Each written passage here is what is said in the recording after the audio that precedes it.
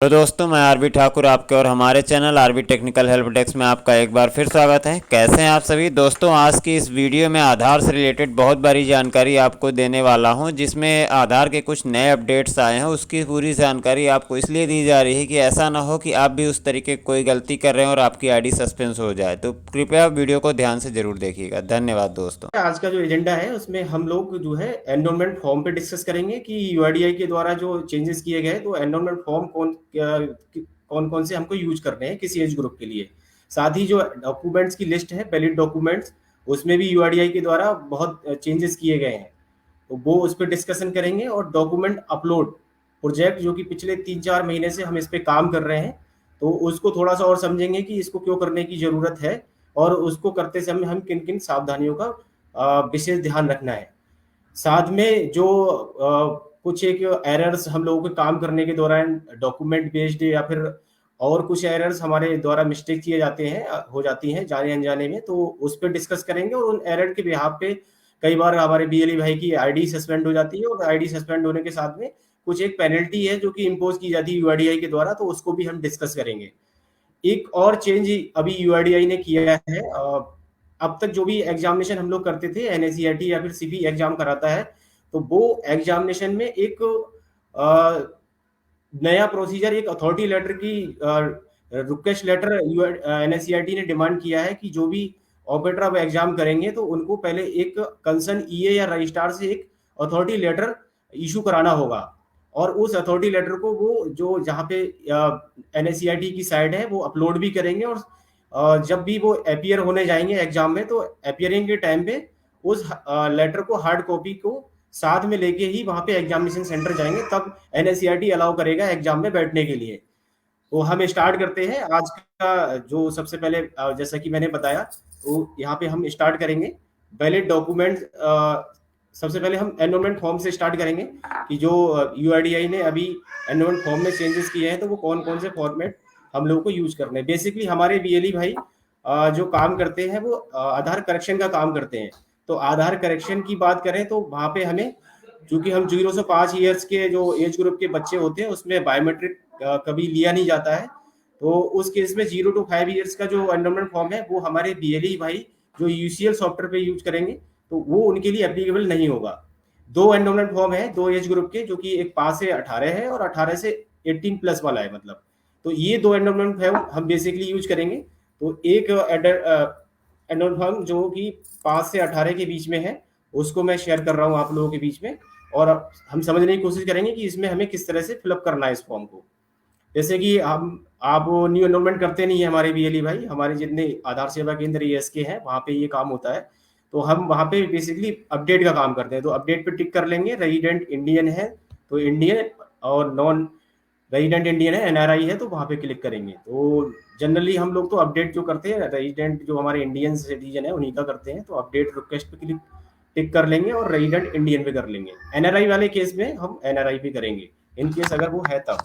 और जैसे कि हम लोग आधार संशोधन करते हैं तो आधार नंबर, पहले भी जो फॉर्मेट यूज करते थे हम आधार एनरोलमेंट फॉर्म, तो वहां पे भी हम लोगों को आधार नंबर डालना जरूरी हुआ करता था आधार एनरोलमेंट अभी अपडेट फॉर्म पे। तो यहाँ पे भी जिसका भी हम आधार संशोधन करने जा रहे हैं उसका आधार नंबर अपडेट फॉर्म पे फिल करेंगे। और किस तरह का वो अपडेट कराने आए हैं, मोबाइल नंबर अपडेट कराने आए हैं, डीओबी से संबंधित अपडेट्स हैं, एड्रेस है, नाम में करेक्शन है, जेंडर है, मेल आईडी है, जो भी है। डॉक्यूमेंट अपडेट कराने आए हैं। अभी तक कुछ एक क्वेरी आ रही थी जब से कि डॉक्यूमेंट अपडेट प्रोजेक्ट आया, तो जो एनरोलमेंट फॉर्म था उस पे डॉक्यूमेंट अपडेट का कहीं पे भी कोई ऑप्शन नहीं था।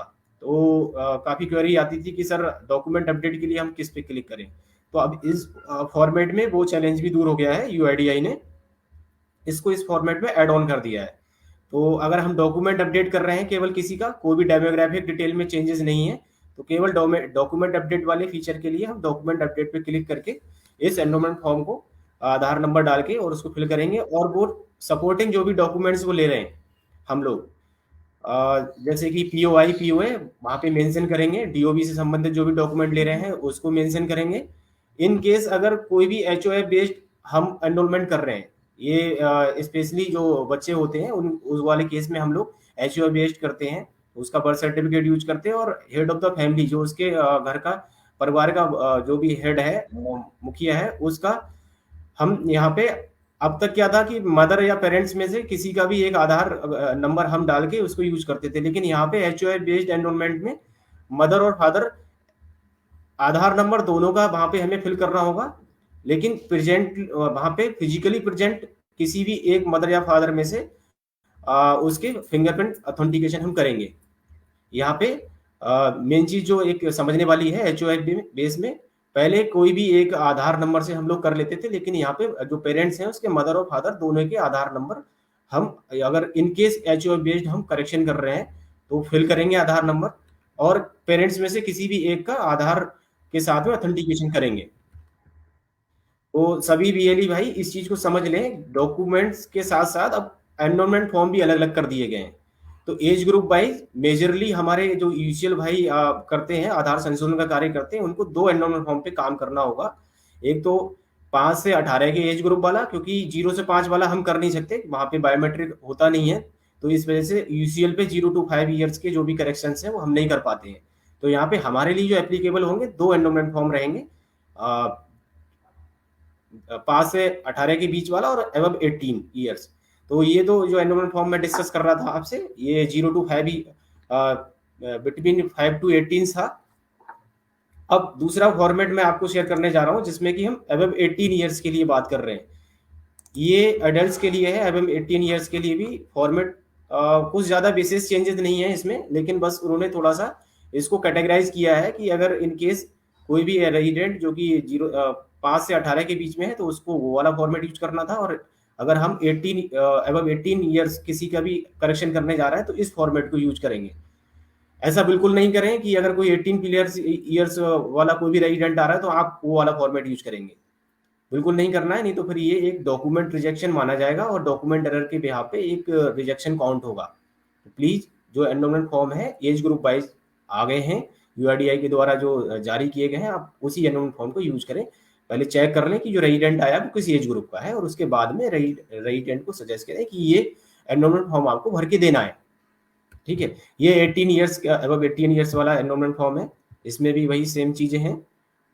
अपडेट रिक्वेस्ट है तो अपडेट रिक्वेस्ट किस तरह की है वो सेलेक्ट कर लेंगे, आधार नंबर डाल लेंगे जो भी रेजिडेंट है उसका, और यहाँ पे भी पीओआई पीओए जो भी वो दे रहे हैं वहाँ पे वो सेलेक्ट कर लेंगे। एचओएफ बेस्ड के लिए यहाँ पे वो HOF head of the family है जो, तो वो कौन है, उसके mother father guardians husband wife जो भी है, तो वो क्लिक कर लेंगे किसको लेके आए और किसका आधार नंबर लेके आए वो, तो आधार नंबर पड़ जाएगा एचओएफ का, और पीओआर पीओए जो भी वो लेके आए होंगे वो डॉक्यूमेंट आप यहाँ पे मेंशन करेंगे जो कि रिलेशनशिप को उसको प्रूव कर रहे होगा।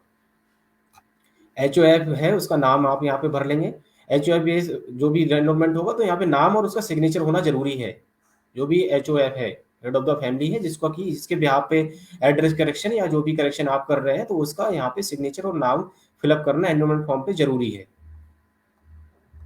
एप्लीकेंट यहाँ पे साइन कर देगा जिसका भी कर रहे हैं, बाकी चीजें सेम है। बस थोड़ा सा देखने की अब ध्यान देने की जरूरत हम लोगों को ये हो गई है कि अब तक हम लोग एक ही स्टैंडर्ड फॉर्मेट था एनरोलमेंट फॉर्म, उसको यूज करते आ रहे थे, लेकिन अब यूआईडीआई के द्वारा age group wise enrolment form circulate कर दिए गए हैं, जारी किए गए हैं, तो हम अब age group wise enrolment form को फिलअप कराएंगे रेजिडेंट से, और उसका फिर आधार करेक्शन या फिर जो भी वो काम कराने आया है उसको हम करेंगे। सेकेंड स्टेप में जैसा कि मैंने बताया आपको कि आज का जो हम सेशन कर रहे हैं उसका एजेंडा है, तो यहाँ पे हमने अभी एनरोलमेंट फॉर्म को समझ लिया, अब डॉक्यूमेंट्स को समझ लेते हैं कि जो डॉक्यूमेंट्स हैं वो कौन कौन से हम लोगों को यूज करने हैं।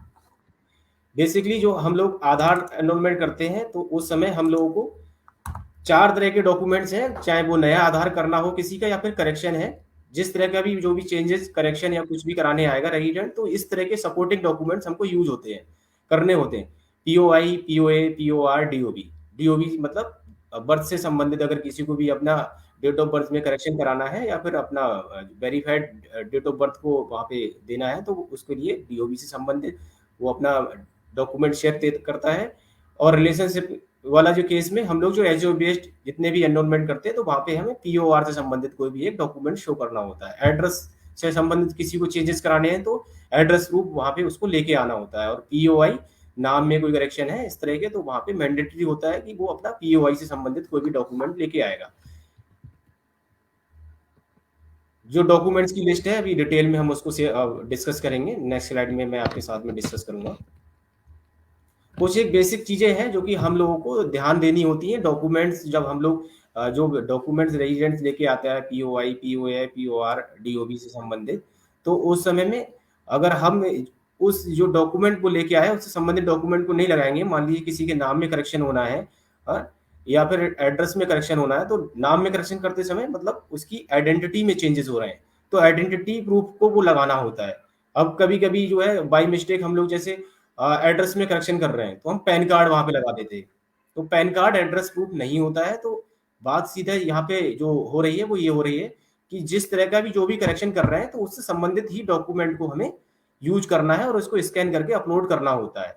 डॉक्यूमेंट्स हम हमेशा जो है ओरिजिनल और कलर कॉपी ही स्कैन करते हैं, इस चीज का ध्यान रखना है। अगर इन केस हम इस तरह के कुछ भी मिस्टेक्स करेंगे तो वो जो उसका एनरोलमेंट है वो रिजेक्शन होगा, और साथ में जो जो भी उसके साथ रिजेक्शन के बिहाफ पे पेनल्टी वगैरह जो क्लॉजेस बनाए हुए हैं यूआईडीआई के अनुसार, तो वो पेनल्टी इंपोज होती है।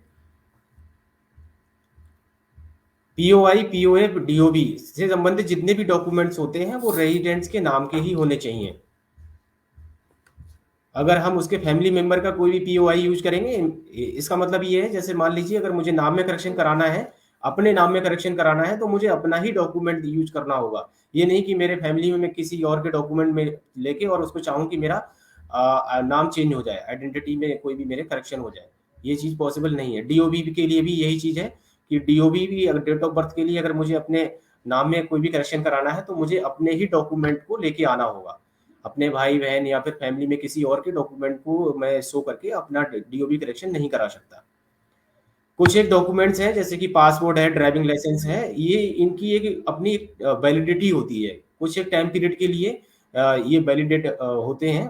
तो वो वहां पे हमें ये देखना होता है कि जो भी वो डॉक्यूमेंट लेके आ रहा है वो वैलिडिटी पीरियड के अंदर होना चाहिए, ऐसा तो नहीं एक्सपायर्ड हो गई है उसकी वैलिडिटी। स्टैंडर्ड सर्टिफिकेट भी हम लोग जो यूज करते हैं एड्रेस प्रूफ के लिए, अभी हम आने वाले स्लाइड में डिस्कस करेंगे कि अब मेजरली जो स्टैंडर्ड फॉर्मेट है उसका यूज अब केवल एड्रेस प्रूफ के लिए हुई किया जाएगा। कुछ एक एक्सेप्शन केसेस में हम आइडेंटिटी प्रूफ के लिए यूज करेंगे, अदरवाइज हम केवल अब एड्रेस प्रूफ के रूप में ही स्टैंडर्ड यूआईडीआई जो फॉर्मेट हुआ करता था हम लोग यूज करते थे, अभी भी करेंगे, लेकिन अब उसको हम एड्रेस प्रूफ में ही मेजरली यूज करेंगे, कंसीडर करेंगे। और उस स्टैंडर्ड फॉर्मेट पे भी ऊपर कॉर्नर पे डेट का कॉलम रहता है, और उस स्टैंडर्ड फॉर्मेट में जो भी डेट मेंशन रहती है उससे 3 महीने के अंदर ही उस स्टैंडर्ड फॉर्मेट को वैलिड माना जाता है, इसलिए वहां पे डेट मेंशन होना जरूरी है। आप चेक कर लें कि जो भी स्टैंडर्ड फॉर्मेट रेजिडेंट लेके आ रहा है वो बियॉन्ड द वैलिडिटी पीरियड है, ऐसा तो नहीं है कि वो 3 महीने से ज्यादा हो गए और उसको वो लेके आया है। उस चीज को चेक कर लेंगे और फिर उसके बाद में रेजिडेंट को सजेस्ट करेंगे, अगर वो इनकेस एक्सपायर्ड है या फिर वैलिडिटी पीरियड से बाहर है तो आप उसको यूज नहीं करेंगे। रेंट एग्रीमेंट के लिए भी सेम चीज रहती है, जो रजिस्ट्रार ऑफिस से रेंट एग्रीमेंट बनते हैं वहां पे भी उसका जो वैलिडिटी पीरियड है, जो जितने भी समय के लिए रेंट एग्रीमेंट रहते हैं तो वो उस के पीरियड के अंदर का ही रेंट एग्रीमेंट होना चाहिए। एचओएफ बेस्ड जो भी एनरोलमेंट करते हैं तो एचओएफ बेस्ड के लिए क्लियरली बताया गया है कि जितने भी मतलब इमीडिएट रिलेशन होते हैं, जो इमीडिएट फैमिली मेंबर्स होते हैं, जैसे कि हस्बैंड अपनी वाइफ को कर सकते हैं, और पेरेंट्स उस अपने बच्चे जो हैं उनको कर सकते हैं। अभी नेक्स्ट स्लाइड में हम थोड़ा ब्रीफली उसको डिस्कस कर लेंगे कि किस तरह से कौन कौन से रिलेशनशिप हैं जो कि एचओएफ बेस्ड में इमीडिएट फैमिली मेंबर्स हैं, उनको हम वो डिक्लेरेशन जो भी एचओएफ है वो दे सकता है और उसके बिहाफ पे हम उसका करेक्शन कर सकते हैं, अपडेशन कर सकते हैं। पीओआर जो रिलेशनशिप है वो उसमें ये मैंडेटरी होता है कि जो भी रिलेशन है वो जिसको वो डिक्लेयर कर रहा है उन दोनों के बीच में रिलेशनशिप, वहां पे दोनों के नाम होने चाहिए और उसको वो डिक्लेयर कर रहा हो कि क्या उनके बीच में रिलेशन है।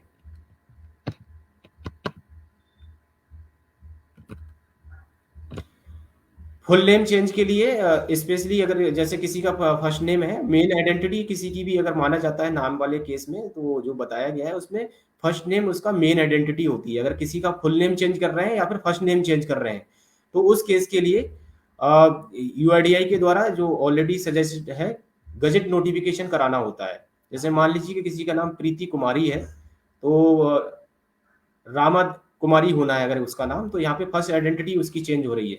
प्रीति कुमारी नाम था, उसको प्रीति करना है या प्रीति से प्रीति कुमार करना है, कुमारी करना है, मतलब उसकी जो सरनेम है उसमें एड ऑन कुछ करना है, या माइनर सी किसी की स्पेलिंग मिस्टेक्स हैं उसको करेक्शन करना है, तो उसके लिए हम नॉर्मली उसके जो अभी आईडी प्रूफ वो लेके आएगा सपोर्टिंग डॉक्यूमेंट, उसको लेके यूज करके हम कर सकते हैं। अदरवाइज अगर किसी की फर्स्ट नेम में कोई चेंजेस हो रहा है या फर्स्ट नेम के अलावा पूरे नाम को वो चेंज कराना चाह रहा है, तो ये वो नेम चेंज केस माना जाएगा, और उसके लिए हमें रेजिडेंट को सजेस्ट करना है कि वो गजेट नोटिफिकेशन करा के लेके आए। गजेट नोटिफिकेशन की एक डिफरेंट प्रक्रिया है, उसके लिए जो भी रेजिडेंट है आप उसको सजेस्ट करिए कि किसी भी वकील लॉयर से वो कंसल्ट करेगा और वो उसको गाइड करेंगे किस तरह से गजेट नोटिफिकेशन होता है।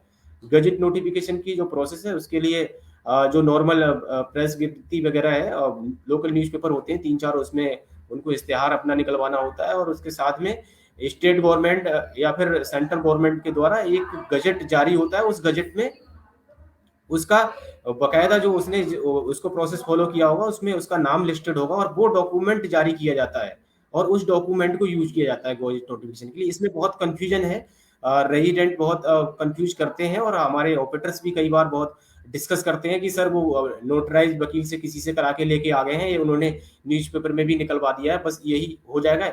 वो इनफ नहीं है।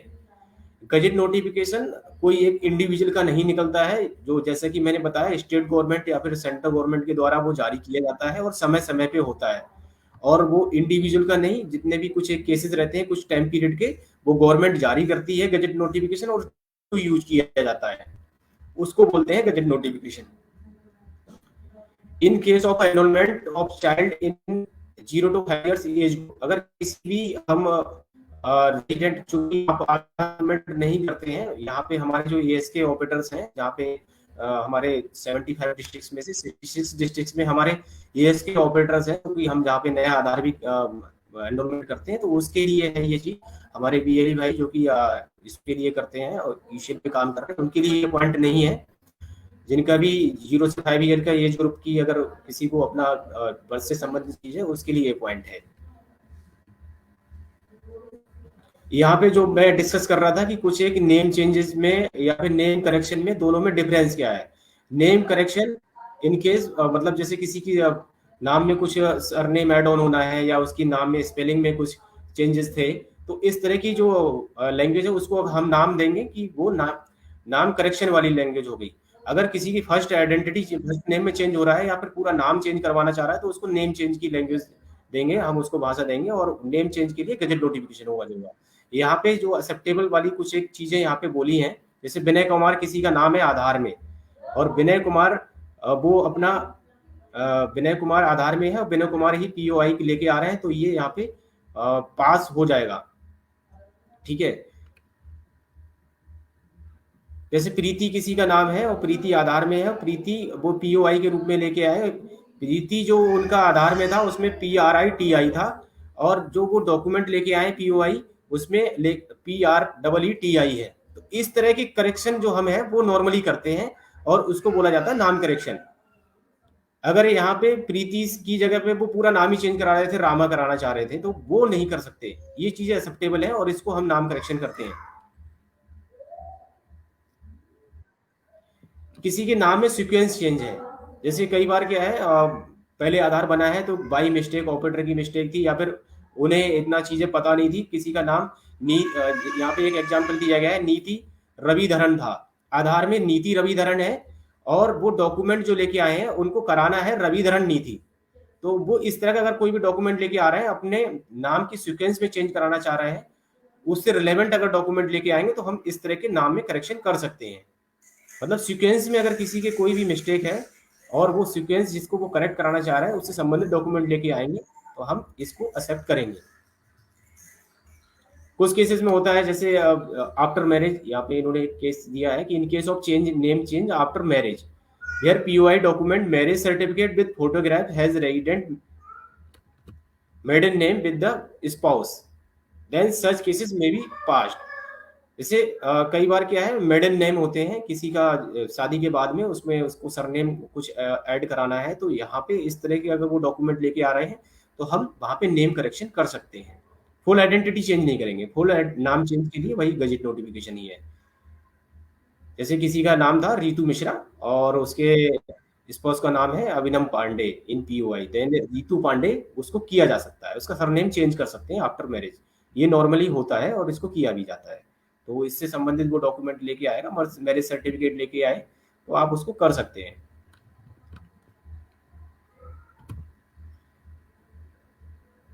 कुछ एक यहाँ पे और चीजें हैं जो कि ब्रीफ की गई हैं। किसी का नाम है जैसे भगवान दास ईश्वर दास हिरानी, तो भगवान दास हिरानी है नेम और फादर नेम ईश्वर दास हिरानी है, तो मिडिल नेम यहाँ पे ऐड किया गया है, तो वो चीज़ हम कर सकते हैं, ये एक्सेप्टेबल है इस तरह की चीज़ें। अ, सभी बीएलई भाई जो भी हमारे यूजुअल संचालक हैं उनसे अनुरोध है कि प्लीज़ जो डॉक्यूमेंट्स की लिस्ट हम लोगों ने शेयर की हुई है, जो भी सर्कुलर हम लोग आप लोगों के बीच में शेयर करते हैं, जो भी अपडेट जानकारी आपको दी जाती है उसको अच्छे से समझ लें और रेजिडेंट को सही सलाह दें। अननेसेसरी रेजिडेंट को जो चीज़ हो सकती है, क्योंकि पिछले कुछ एक समय से एक डर सा बन गया है जो डॉक्यूमेंट एरर के बिहाफ पे आईडी सस्पेंशन होती है, तो जो चीज़ें एक्सेप्टेबल है हम उसको भी नहीं कर रहे हैं, तो उसकी वजह से भी आप लोग कई बार रेजिडेंट को वापस कर देते हो और फिर वो चीज़ आती है कि वो वहाँ पे दूसरी जगह करा के आए तो वहाँ पे वो चल गया, तो वो चीज़ हो सकता है चलने लायक ही थी इसलिए चल गया।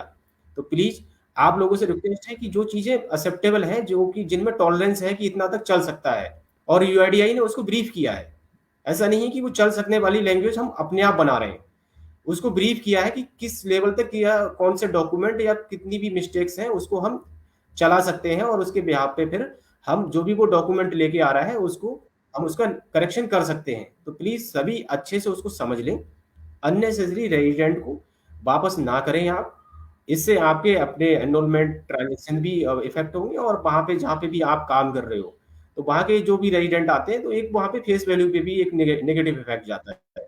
तो प्लीज रेजिडेंट को सही जानकारी दें और खुद अपने आप को एजुकेट करें, अपनी नॉलेज को अपग्रेड रखें कि जो चीजें एक्सेप्टेबल है हमें उससे एक्सेप्ट करना है। ठीक है,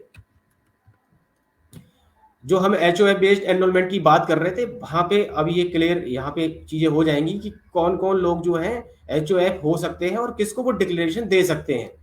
एच ओ एफ बेस्ड जो डिक्लेरेशन है बेसिकली किसी को अपना एड्रेस से संबंधित कुछ चेंज कराना है। ये चैलेंज ज्यादातर उन लोगों के साथ में आते हैं जैसे कि कई बार किसी की शादी हुई, शादी हो गई, या फिर जो पोस्टिंग वाली जॉब्स होती हैं, तो पोस्टिंग मतलब जैसे मान लीजिए 2 साल उन्होंने जॉब की लखनऊ में, उसके बाद में पोस्टिंग होगी दिल्ली चले गए वो। ठीक है, तो जिसकी पोस्टिंग हुई थी जो उस फैमिली का हेड ऑफ द फैमिली था, हेड है, वो जॉब में है, वो सर्विस में है, उसका करेक्शन तो वो दिल्ली चला गया, उसने अपना जो भी सर्विस जिस डिपार्टमेंट में कर रहा होगा उसको हो सकता है उस डिपार्टमेंट से रिलेवेंट डॉक्यूमेंट मिल गया होगा और उसके बिहाफ पे उसने एड्रेस अपना करेक्शन करा लिया।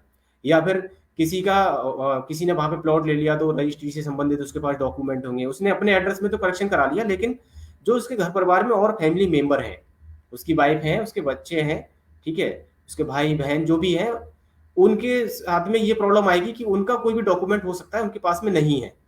तो उस केस में यहाँ पे दिया गया है immediate family member means father mother husband wife son daughter brother sister grandfather grandmother mother in law aunt uncle cousin nephew and niece. तो इस तरह के रिलेशनशिप में जो हेड ऑफ द फैमिली है वो अपने जो मेंबर्स हैं उसकी फैमिली में उनको डिक्लेयर कर सकता है, उनको एड्रेस प्रूफ के रूप में, मतलब वो डिक्लेरेशन दे देगा चूंकि उसका आधार ऑलरेडी उस एड्रेस पे बना हुआ है जहां पे वो उसको डिक्लेयर कर रहा है। यहाँ पे एक चीज देखने वाली है कि वो जो हेड ऑफ द फैमिली है जो डिक्लेरेशन दे रहा है, क्योंकि यहाँ पे हेड ऑफ द फैमिली की पूरा जिम्मेदारी पूरी लाइबिलिटी बन जाती है, यहाँ पे लिखा हुआ है जो 3rd नंबर पॉइंट है। ठीक है, 3rd नंबर पॉइंट को आप अच्छे से समझेंगे पढ़ेंगे तो आपको चीजें क्लियर हो जाएंगी कि क्या इस डॉक्यूमेंट की इंपॉर्टेंस है। ये डॉक्यूमेंट जो कि एड्रेस प्रूफ के लिए लोग नॉर्मली करेक्शन के लिए लेके आते हैं, सेम ये मान लीजिए कि एड्रेस प्रूफ हो गया उसका जो करेक्शन कराने आ रहा है, ठीक है, जिसके पास कोई डॉक्यूमेंट नहीं था और उसके घर में जो परिवार का मुखिया था वो डिक्लेयर कर रहा है कि उसके घर परिवार में जो और लोग हैं, उसकी वाइफ है, उसकी मदर है, उसका बेटा है, उसका भाई है, उसकी सिस्टर है, मेरा आधार मैं जहां रह रहा हूं दिल्ली में, मेरा आधार में जो एड्रेस है उसको सेम मेरे जो और फैमिली में मेंबर्स है उस एड्रेस को उस पर कर दिया जाए। यहाँ पे आई लिखा जाता है, आई नेम एज इन आधार, मतलब जो जो डिक्लेरेशन दे रहा है उसका यहाँ पे डिटेल पड़ेगा, रेजिडेंट ऑफ उसका यहाँ पे डेट पड़ जाएगा, ठीक है, एड्रेस पड़ जाएगा as provided in the Aadhaar holding Aadhaar number, यहाँ पे उसका आधार पड़ जाएगा। दैट रेजिडेंट, रेजिडेंट मतलब यहाँ पे पड़ेगा holding Aadhaar number, is related to me as my. वो डिक्लेरेशन दे रहा है कि ये रिलेशन में है मेरे साथ में, ये मेरा क्या है, मदर है, फादर है, जो भी है, ठीक है। यहाँ पे उसकी डिटेल पड़ जाएगी। That I agree to share my address in my Aadhaar with mister Mrs.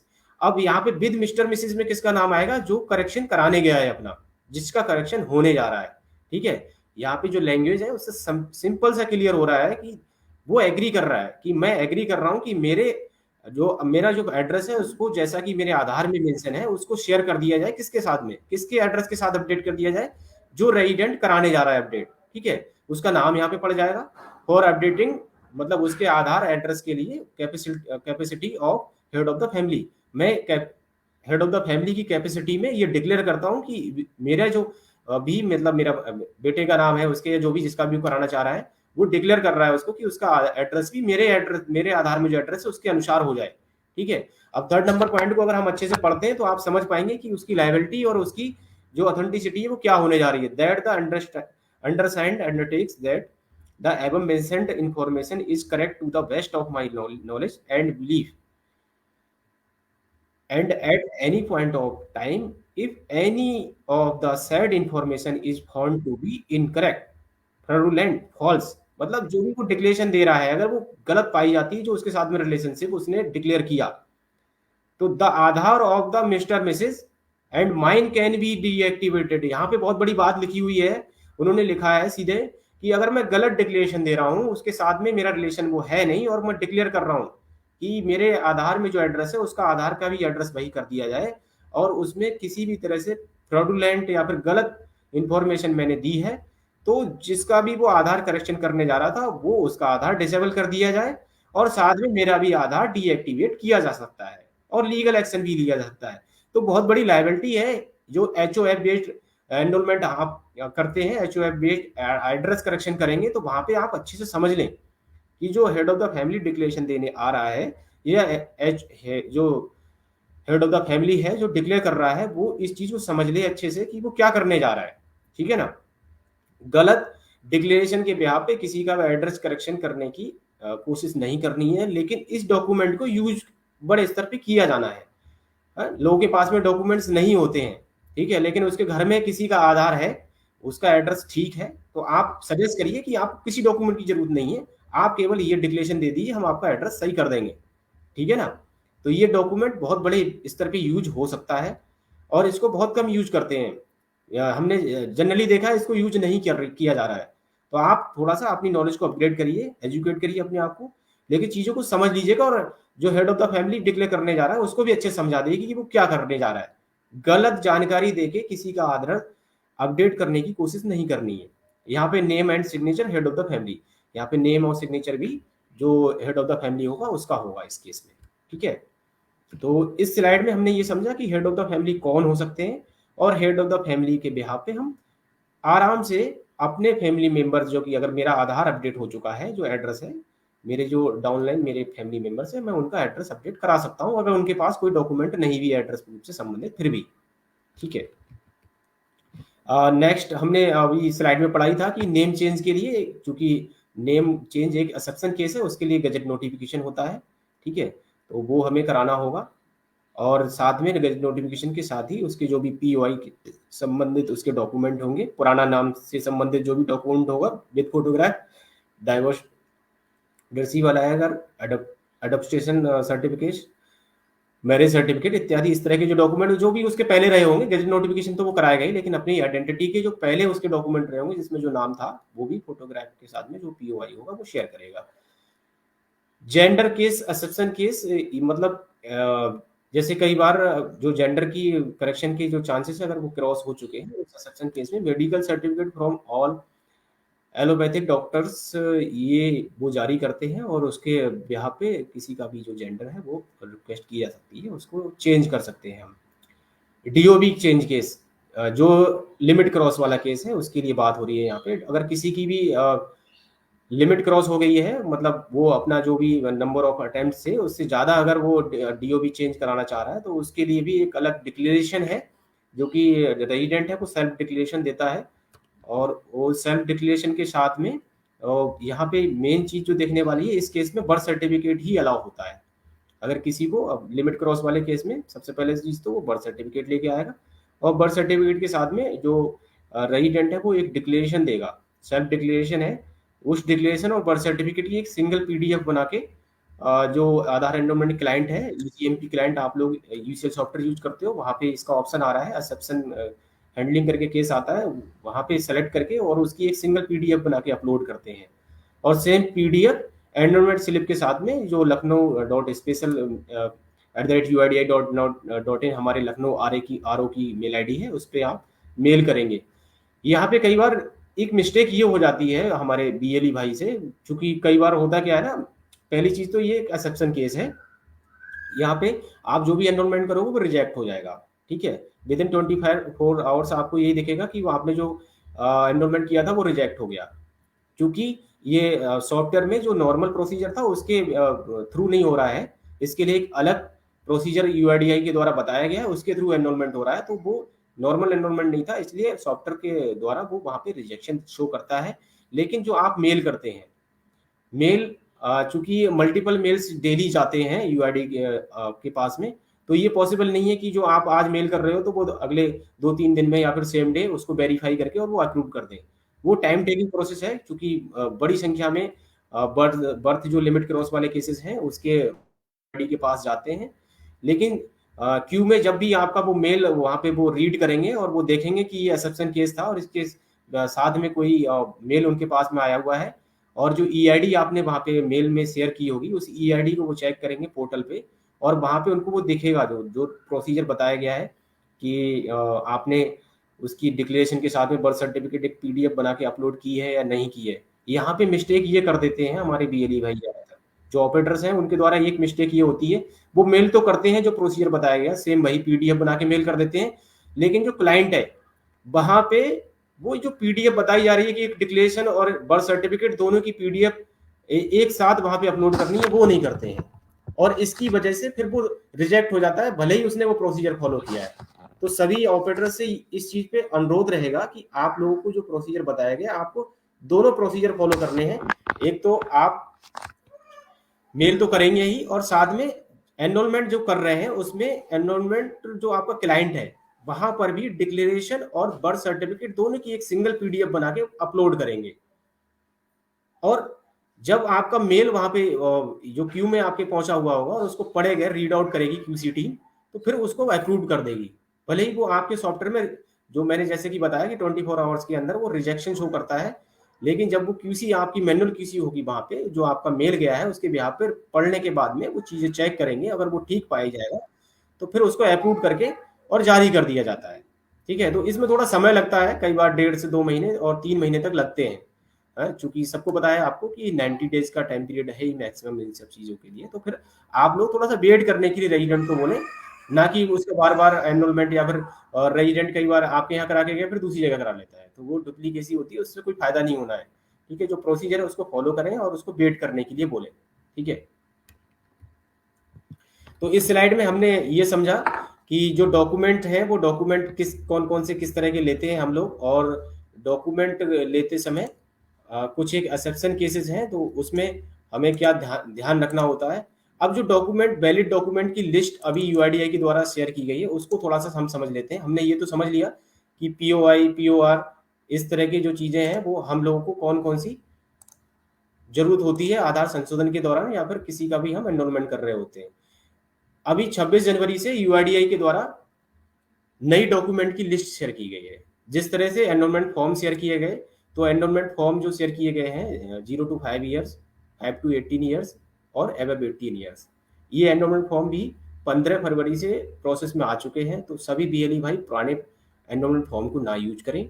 और सेम चीज यूआईडीआई के द्वारा 26 जनवरी 2023 26 जनवरी को डॉक्यूमेंट्स की नई लिस्ट जारी की गई थी और 26 जनवरी से ये लिस्ट एप्लीकेबल है। आपके एनरोलमेंट क्लाइंट में भले ही आप बोलेंगे कि पैन कार्ड अभी भी डीओबी के लिए आ रहा है, ठीक है, आप अभी इसमें डॉक्यूमेंट की लिस्ट में आपने देखा होगा कि पैन कार्ड अब डीओबी के लिए यूज नहीं किया जाएगा।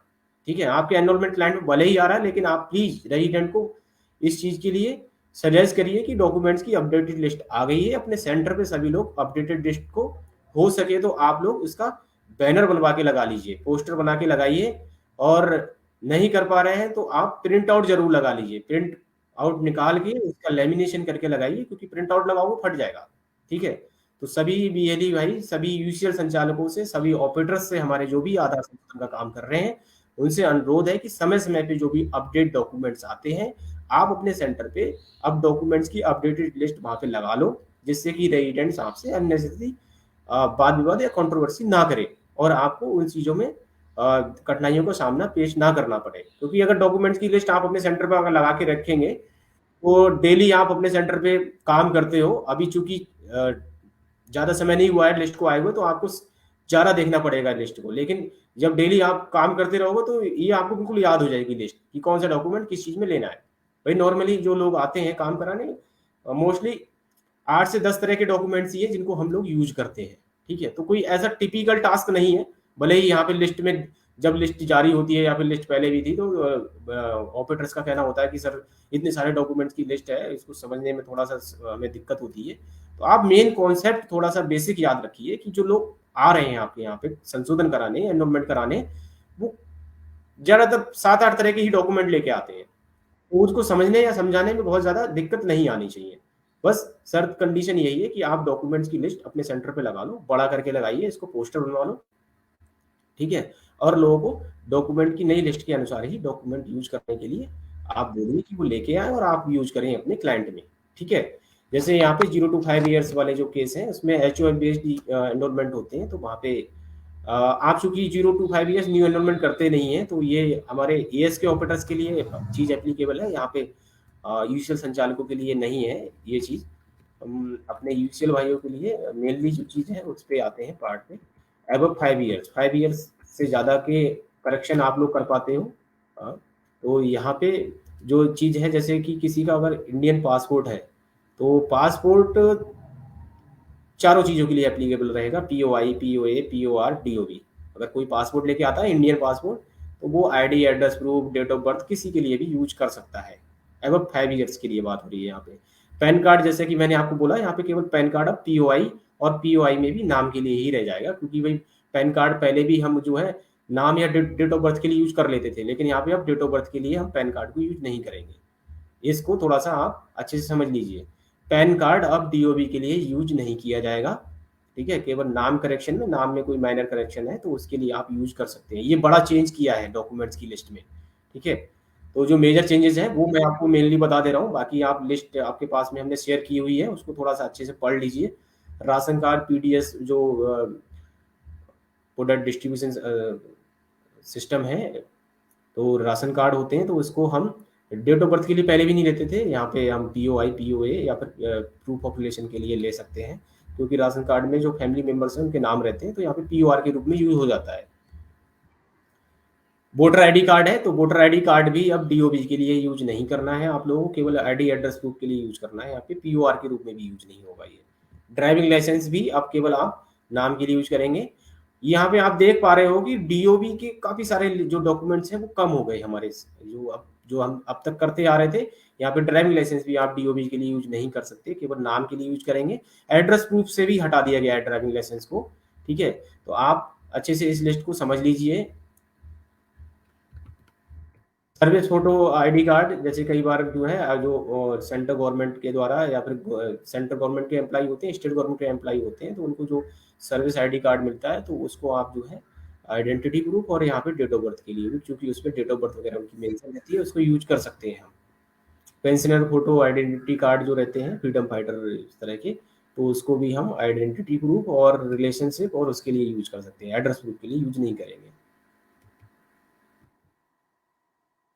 इसको थोड़ा सा आप अच्छे से समझ लीजिए। एसटी कास्ट सर्टिफिकेट होते हैं, सबको पता है कास्ट सर्टिफिकेट डीओबी के लिए यूज नहीं किया जाता, क्योंकि इस पर डेट ऑफ बर्थ होती ही नहीं है। तो कोई भी ऐसा डॉक्यूमेंट आप यूज नहीं करोगे जिसपे जो चीज है नहीं और आप उसमें यूज कर रहे हैं। पैन कार्ड है, एड्रेस प्रूफ पहले भी नहीं था, क्योंकि उस पर एड्रेस मेंशन होता ही नहीं है। डेट ऑफ बर्थ के लिए यूज करते थे, वो भी अब बंद कर दिया गया है, यूआईडीआई ने उसको लिस्ट में से हटा दिया है।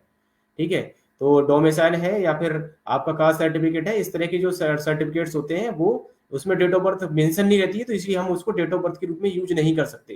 पीओआई, पीओए दोनों के रूप में यूज कर सकते हैं। Marksheet certificate issued by recognized board of education university. ठीक है, मार्कशीट यहाँ पे फोटो के साथ में जो मार्कशीट रहती हैं वहाँ पे आप पीओआई और प्रूफ ऑफ रिलेशनशिप और डेट ऑफ बर्थ के पर्पज से यूज कर सकते हो। एड्रेस उस पर होता नहीं है तो एड्रेस प्रूफ के रूप में यूज नहीं कर सकते हम। इस तरह से ये डॉक्यूमेंट्स की लिस्ट है सभी। UIDAI standard format, UIDAI standard format में भी मेजर चेंजेस किए गए हैं। यूआईडीआई स्टैंडर्ड फॉर्मेट अब आईडी प्रूफ के रूप में जनरली यूज नहीं किया जाएगा।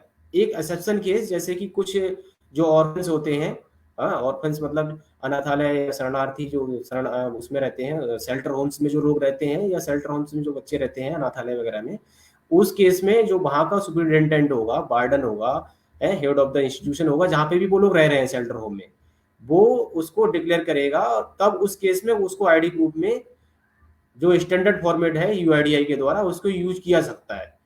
अदरवाइज किसी भी केस में आप यूआईडीआई स्टैंडर्ड फॉर्मेट, अब जैसे कि ग्राम प्रधान, एमएलए, एमपी का हम लोग सर्टिफाइड किया हुआ ले लेते थे या फिर गजिस्टर्ड ऑफिसर भी करते थे, आईडी प्रूफ के रूप में हम उसको वैलिड मानते थे। लेकिन अब आईडी प्रूफ के रूप में यूआईडीआई स्टैंडर्ड फॉर्मेट यूज नहीं किया जाएगा, उसको केवल हम एड्रेस प्रूफ के रूप में यूज करेंगे। यूआईडीआई स्टैंडर्ड फॉर्मेट, मैं फिर से रिपीट कर रहा हूँ, इस चीज को बहुत ज्यादा समझने की जरूरत है क्योंकि ये डॉक्यूमेंट अब तक बहुत बड़े स्तर पे यूज हो रहा था।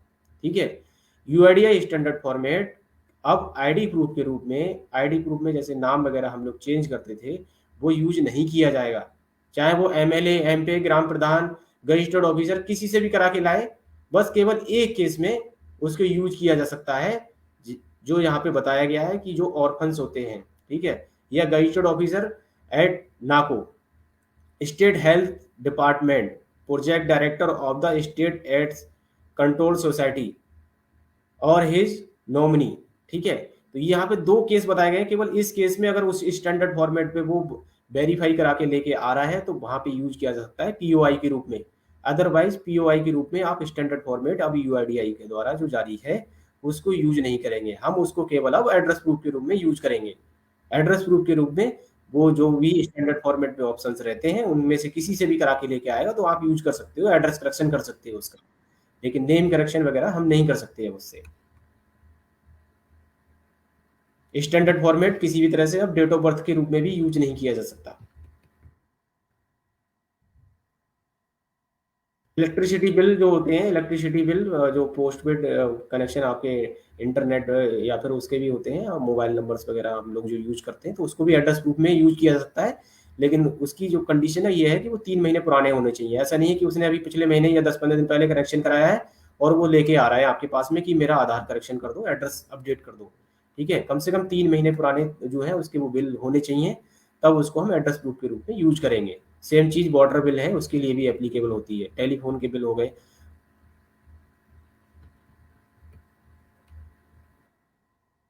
अलॉटमेंट लेटर, जैसे कि कहीं पे भी कुछ जो गवर्नमेंट एम्प्लॉइज होते हैं तो उनको क्वार्टर मिलते हैं, ठीक है ना, तो वो क्वार्टर जो मिलता है तो वहां पे उनको एक लेटर जारी किया जाता है, allotment letter recommendation issued by centre state government, जिसमें भी वो डिपार्टमेंट में जॉब कर रहा होगा।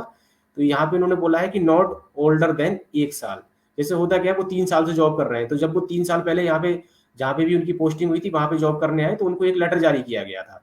ठीक है, अब वो चाह रहे हैं कि अब उस लेटर को यूज कर ले, नहीं, हमें 1 साल पुराना ही लेटर, मतलब 1 साल तक पुराना ही लेटर यूज करना है। उनका जो अलॉटमेंट लेटर उनको मिला होगा, जो भी क्वार्टर उनको अलॉट हुआ था तो उनको एक लेटर मिला होगा कि ये लेटर आपको इसलिए दिया जा रहा है कि आपको ये क्वार्टर अलॉट किया जाता है और इस पे एड्रेस जो मेंशन है वो एड्रेस आपका एड्रेस प्रूफ के रूप में काम तब करेगा, कब तक, 1 साल तक। 1 साल से ज्यादा पुराना अगर अलॉटमेंट लेटर है तो उसको यूज नहीं करेंगे।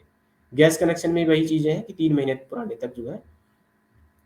तो वैलिडिटी डॉक्यूमेंट्स की जरूर चेक कर लें आप लोग, स्टैंडर्ड फॉर्मेट की अपनी वैलिडिटी है 3 महीने।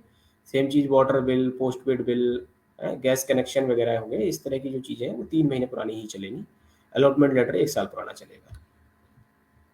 लाइफ मेडिकल इंश्योरेंस पॉलिसी होती है जो यूज करते हैं हम लोग एड्रेस प्रूफ के रूप में, आईडी प्रूफ में तो यूज होती नहीं है, एड्रेस प्रूफ के रूप में यूज करते हैं, तो उसमें भी 1 साल से ज्यादा पुराने नहीं होने चाहिए वो, जो पॉलिसी इशूएंस डेट है उस पर पड़ी हुई।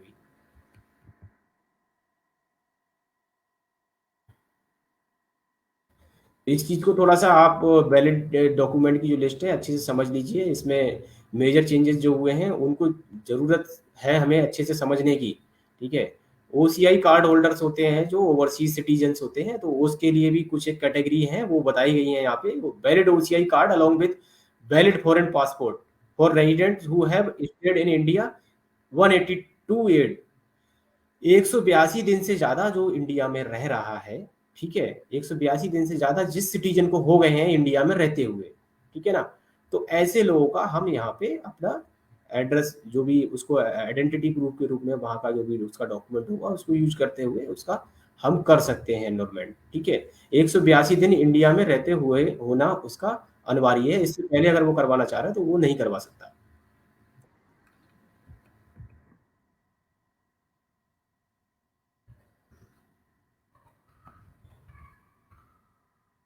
एक डॉक्यूमेंट की लिस्ट जो शेयर की गई है कि किसी भी एज ग्रुप के लिए, जैसे हमने अभी डिस्कस किया, तो यहाँ पे किसी भी एज ग्रुप के लिए, ऑल एज ग्रुप के लिए जो डॉक्यूमेंट लिस्ट है इसको जरूर आप लोग समझ लो, क्योंकि आपके पास में ज्यादातर जो लोग आते हैं तो वो सब इस वाली लिस्ट में जरूर आपके साथ में एप्लीकेबल हो जाएंगे। इंडियन पासपोर्ट है वो अब जैसे बताया कि चारों केसेस में एप्लीकेबल होता है। यहाँ पे लास्ट में एक स्टार लगा हुआ है, जहाँ पे भी डॉक्यूमेंट की लिस्ट है उसमें अगर स्टार लगे हुए हैं तो स्टार के साथ में आप ये समझिए वो स्टार इसलिए लगाया क्योंकि कंडीशनल है वो, कि ये यूज तो होगा, इंडियन पासपोर्ट डीओबी के लिए यूज किया जाएगा, लेकिन कंडीशनल है। कंडीशन क्या है? वो कंडीशन डॉक्यूमेंट की लिस्ट में नीचे दिए गई हैं, उनको डिफाइन किया गया है कि पासपोर्ट,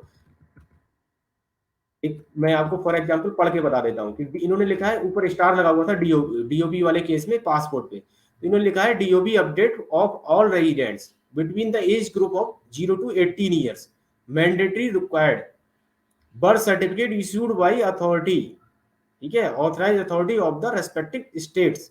इन्होंने ये बोला है कि इस केस में पासपोर्ट एप्लीकेबल होगा, लेकिन 0 से 18 ईयर्स के अगर इस एज ग्रुप के लोग हैं जो सिटीजन हैं, अगर वो हैं तो उसके लिए उन्हें बर्थ सर्टिफिकेट भी देना होगा। 18 प्लस वाले केस में पासपोर्ट एप्लीकेबल है बर्थ सर्टिफिकेट के रूप, मतलब डेट ऑफ बर्थ के लिए भी, लेकिन 0 से 18 केस वाले जो एज ग्रुप के लोग हैं उस केस में पासपोर्ट से डीओबी वो नहीं होगी वेरीफाई, उसके लिए बर्थ सर्टिफिकेट देना होगा उसको, ठीक है। इस एज ग्रुप में पासपोर्ट पीओआई, पीओआर और पीओ वाले जो 3 कैटेगरी है उसके लिए एप्लीकेबल है। तो जो डॉक्यूमेंट लिस्ट है उस डॉक्यूमेंट लिस्ट में जो क्रॉस है वो तो बिल्कुल ही मान्य नहीं है डॉक्यूमेंट उस केस में, लेकिन अगर कहीं पे वो टिक किया हुआ है, उन्होंने सही टिक किया है और कंडीशनल मतलब स्टार लगा हुआ है, तो कंडीशन जरूर पढ़ लीजिए आप बॉटम में जाके कि ये डॉक्यूमेंट में अगर स्टार लगा है तो इसका मतलब हो सकता है कि वो यहाँ पे यूज नहीं किया जाएगा, या यूज किया जाएगा तो उसकी लिमिटेशन होगी कोई ना कोई कि इस एज ग्रुप में ही यूज किया जाएगा। तो इंडियन पासपोर्ट क्लियर हुआ कि हम चारों केस में यूज कर सकते हैं, लेकिन 0 से 18 वाले केस में हम डीओबी के रूप में यूज नहीं करेंगे। 18 प्लस वाले केस अगर आएंगे तो इंडियन पासपोर्ट जो है वो भी यूज होगा, ठीक है।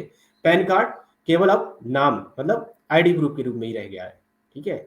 Address proof, proof of relationship या फिर जो डीओबी है उसके लिए यूज नहीं किया जाएगा। राशन कार्ड जो है वो डीओबी के लिए पहले भी नहीं था, अब भी नहीं है। वोटर आईडी कार्ड डीओबी या रिलेशनशिप के लिए पहले भी नहीं था, अब भी नहीं है। ड्राइविंग लाइसेंस केवल नाम के लिए मतलब पीओआई के रूप में ही रह गया है, तो इस चीज को थोड़ा सा समझ लीजिए आप लोग। जैसे यहाँ पे service photo ID card issued by central government, यहाँ पे भी इन्होंने कंडीशन लगाई हुई है, लास्ट में एक स्टार लगा है डीओबी के साथ में इन्होंने, तो ये स्टार इसलिए लगा हुआ है कि डीओबी के साथ में वो चीज वही कहना चाह रहे हैं कि 0 से 18 वाले केस में उसको बर्थ सर्टिफिकेट देना होगा, ठीक है ना। तो ये स्टार वाली सारी कंडीशंस जो भी नीचे पॉइंट्स उन्होंने दिए हैं वैलिड डॉक्यूमेंट की लिस्ट में, आप उसको अच्छे से पढ़ लीजिए। डोमिसाइल हो गया, कास्ट सर्टिफिकेट हो गया, एससी एसटी ओबीसी कार्ड जो सर्टिफिकेट होते हैं जारी या डोमिसाइल होते हैं वो पीओआई और पीओए दोनों के लिए आप यूज कर सकते हैं, ठीक है। डेट ऑफ बर्थ के लिए यूज नहीं होगा। जो निवास प्रमाण पत्र होता है जिसको कि हम यूपी गवर्नमेंट यहाँ पे स्टेट गवर्नमेंट के द्वारा जारी, तो हमारे यहाँ पे उसको सामान्य निवास प्रमाण पत्र बोलते हैं, तो वो आप पीओआई में भी यूज कर सकते हैं आप लोग, पीओआई पीओए दोनों में, कास्ट सर्टिफिकेट भी सेम। मार्कशीट जो है कंडीशनल है, मार्कशीट 15 नंबर पॉइंट पढ़ेंगे आप, तो मार्कशीट पे इन्होंने कंडीशनल दिया है, टिक लगा है, किस पे? पीओआई में भी लगा है, पीओ और पीओआर में भी लगा है और डेट ऑफ बर्थ में भी लगा है, लेकिन कंडीशनल है। कंडीशनल क्या रहेगी? 0 to 18 ईयर्स के अगर वो लोग हैं मार्कशीट वाले केस में, आप पढ़ लीजिए। मार्कशीट वाला जो केस था उस पर इन्होंने स्टार दिया है, तो उसका मतलब ये है 0 से 18 ईयर्स के अगर कोई भी लेके आते हैं तो उस केस में उनको बर्थ सर्टिफिकेट जारी कराना है। ठीक है, वो मार्कशीट से नहीं होगा। 18 एबव वाले होंगे तो वहाँ पे मार्कशीट एप्लीकेबल होगी। ठीक है, बाकी और चीज़ें हम डिस्कस कर चुके हैं ऊपर। यहाँ पे मेजरली जो 2-3 चीज़ें थी वो मैंने आपको डिस्कस करके बता दी है।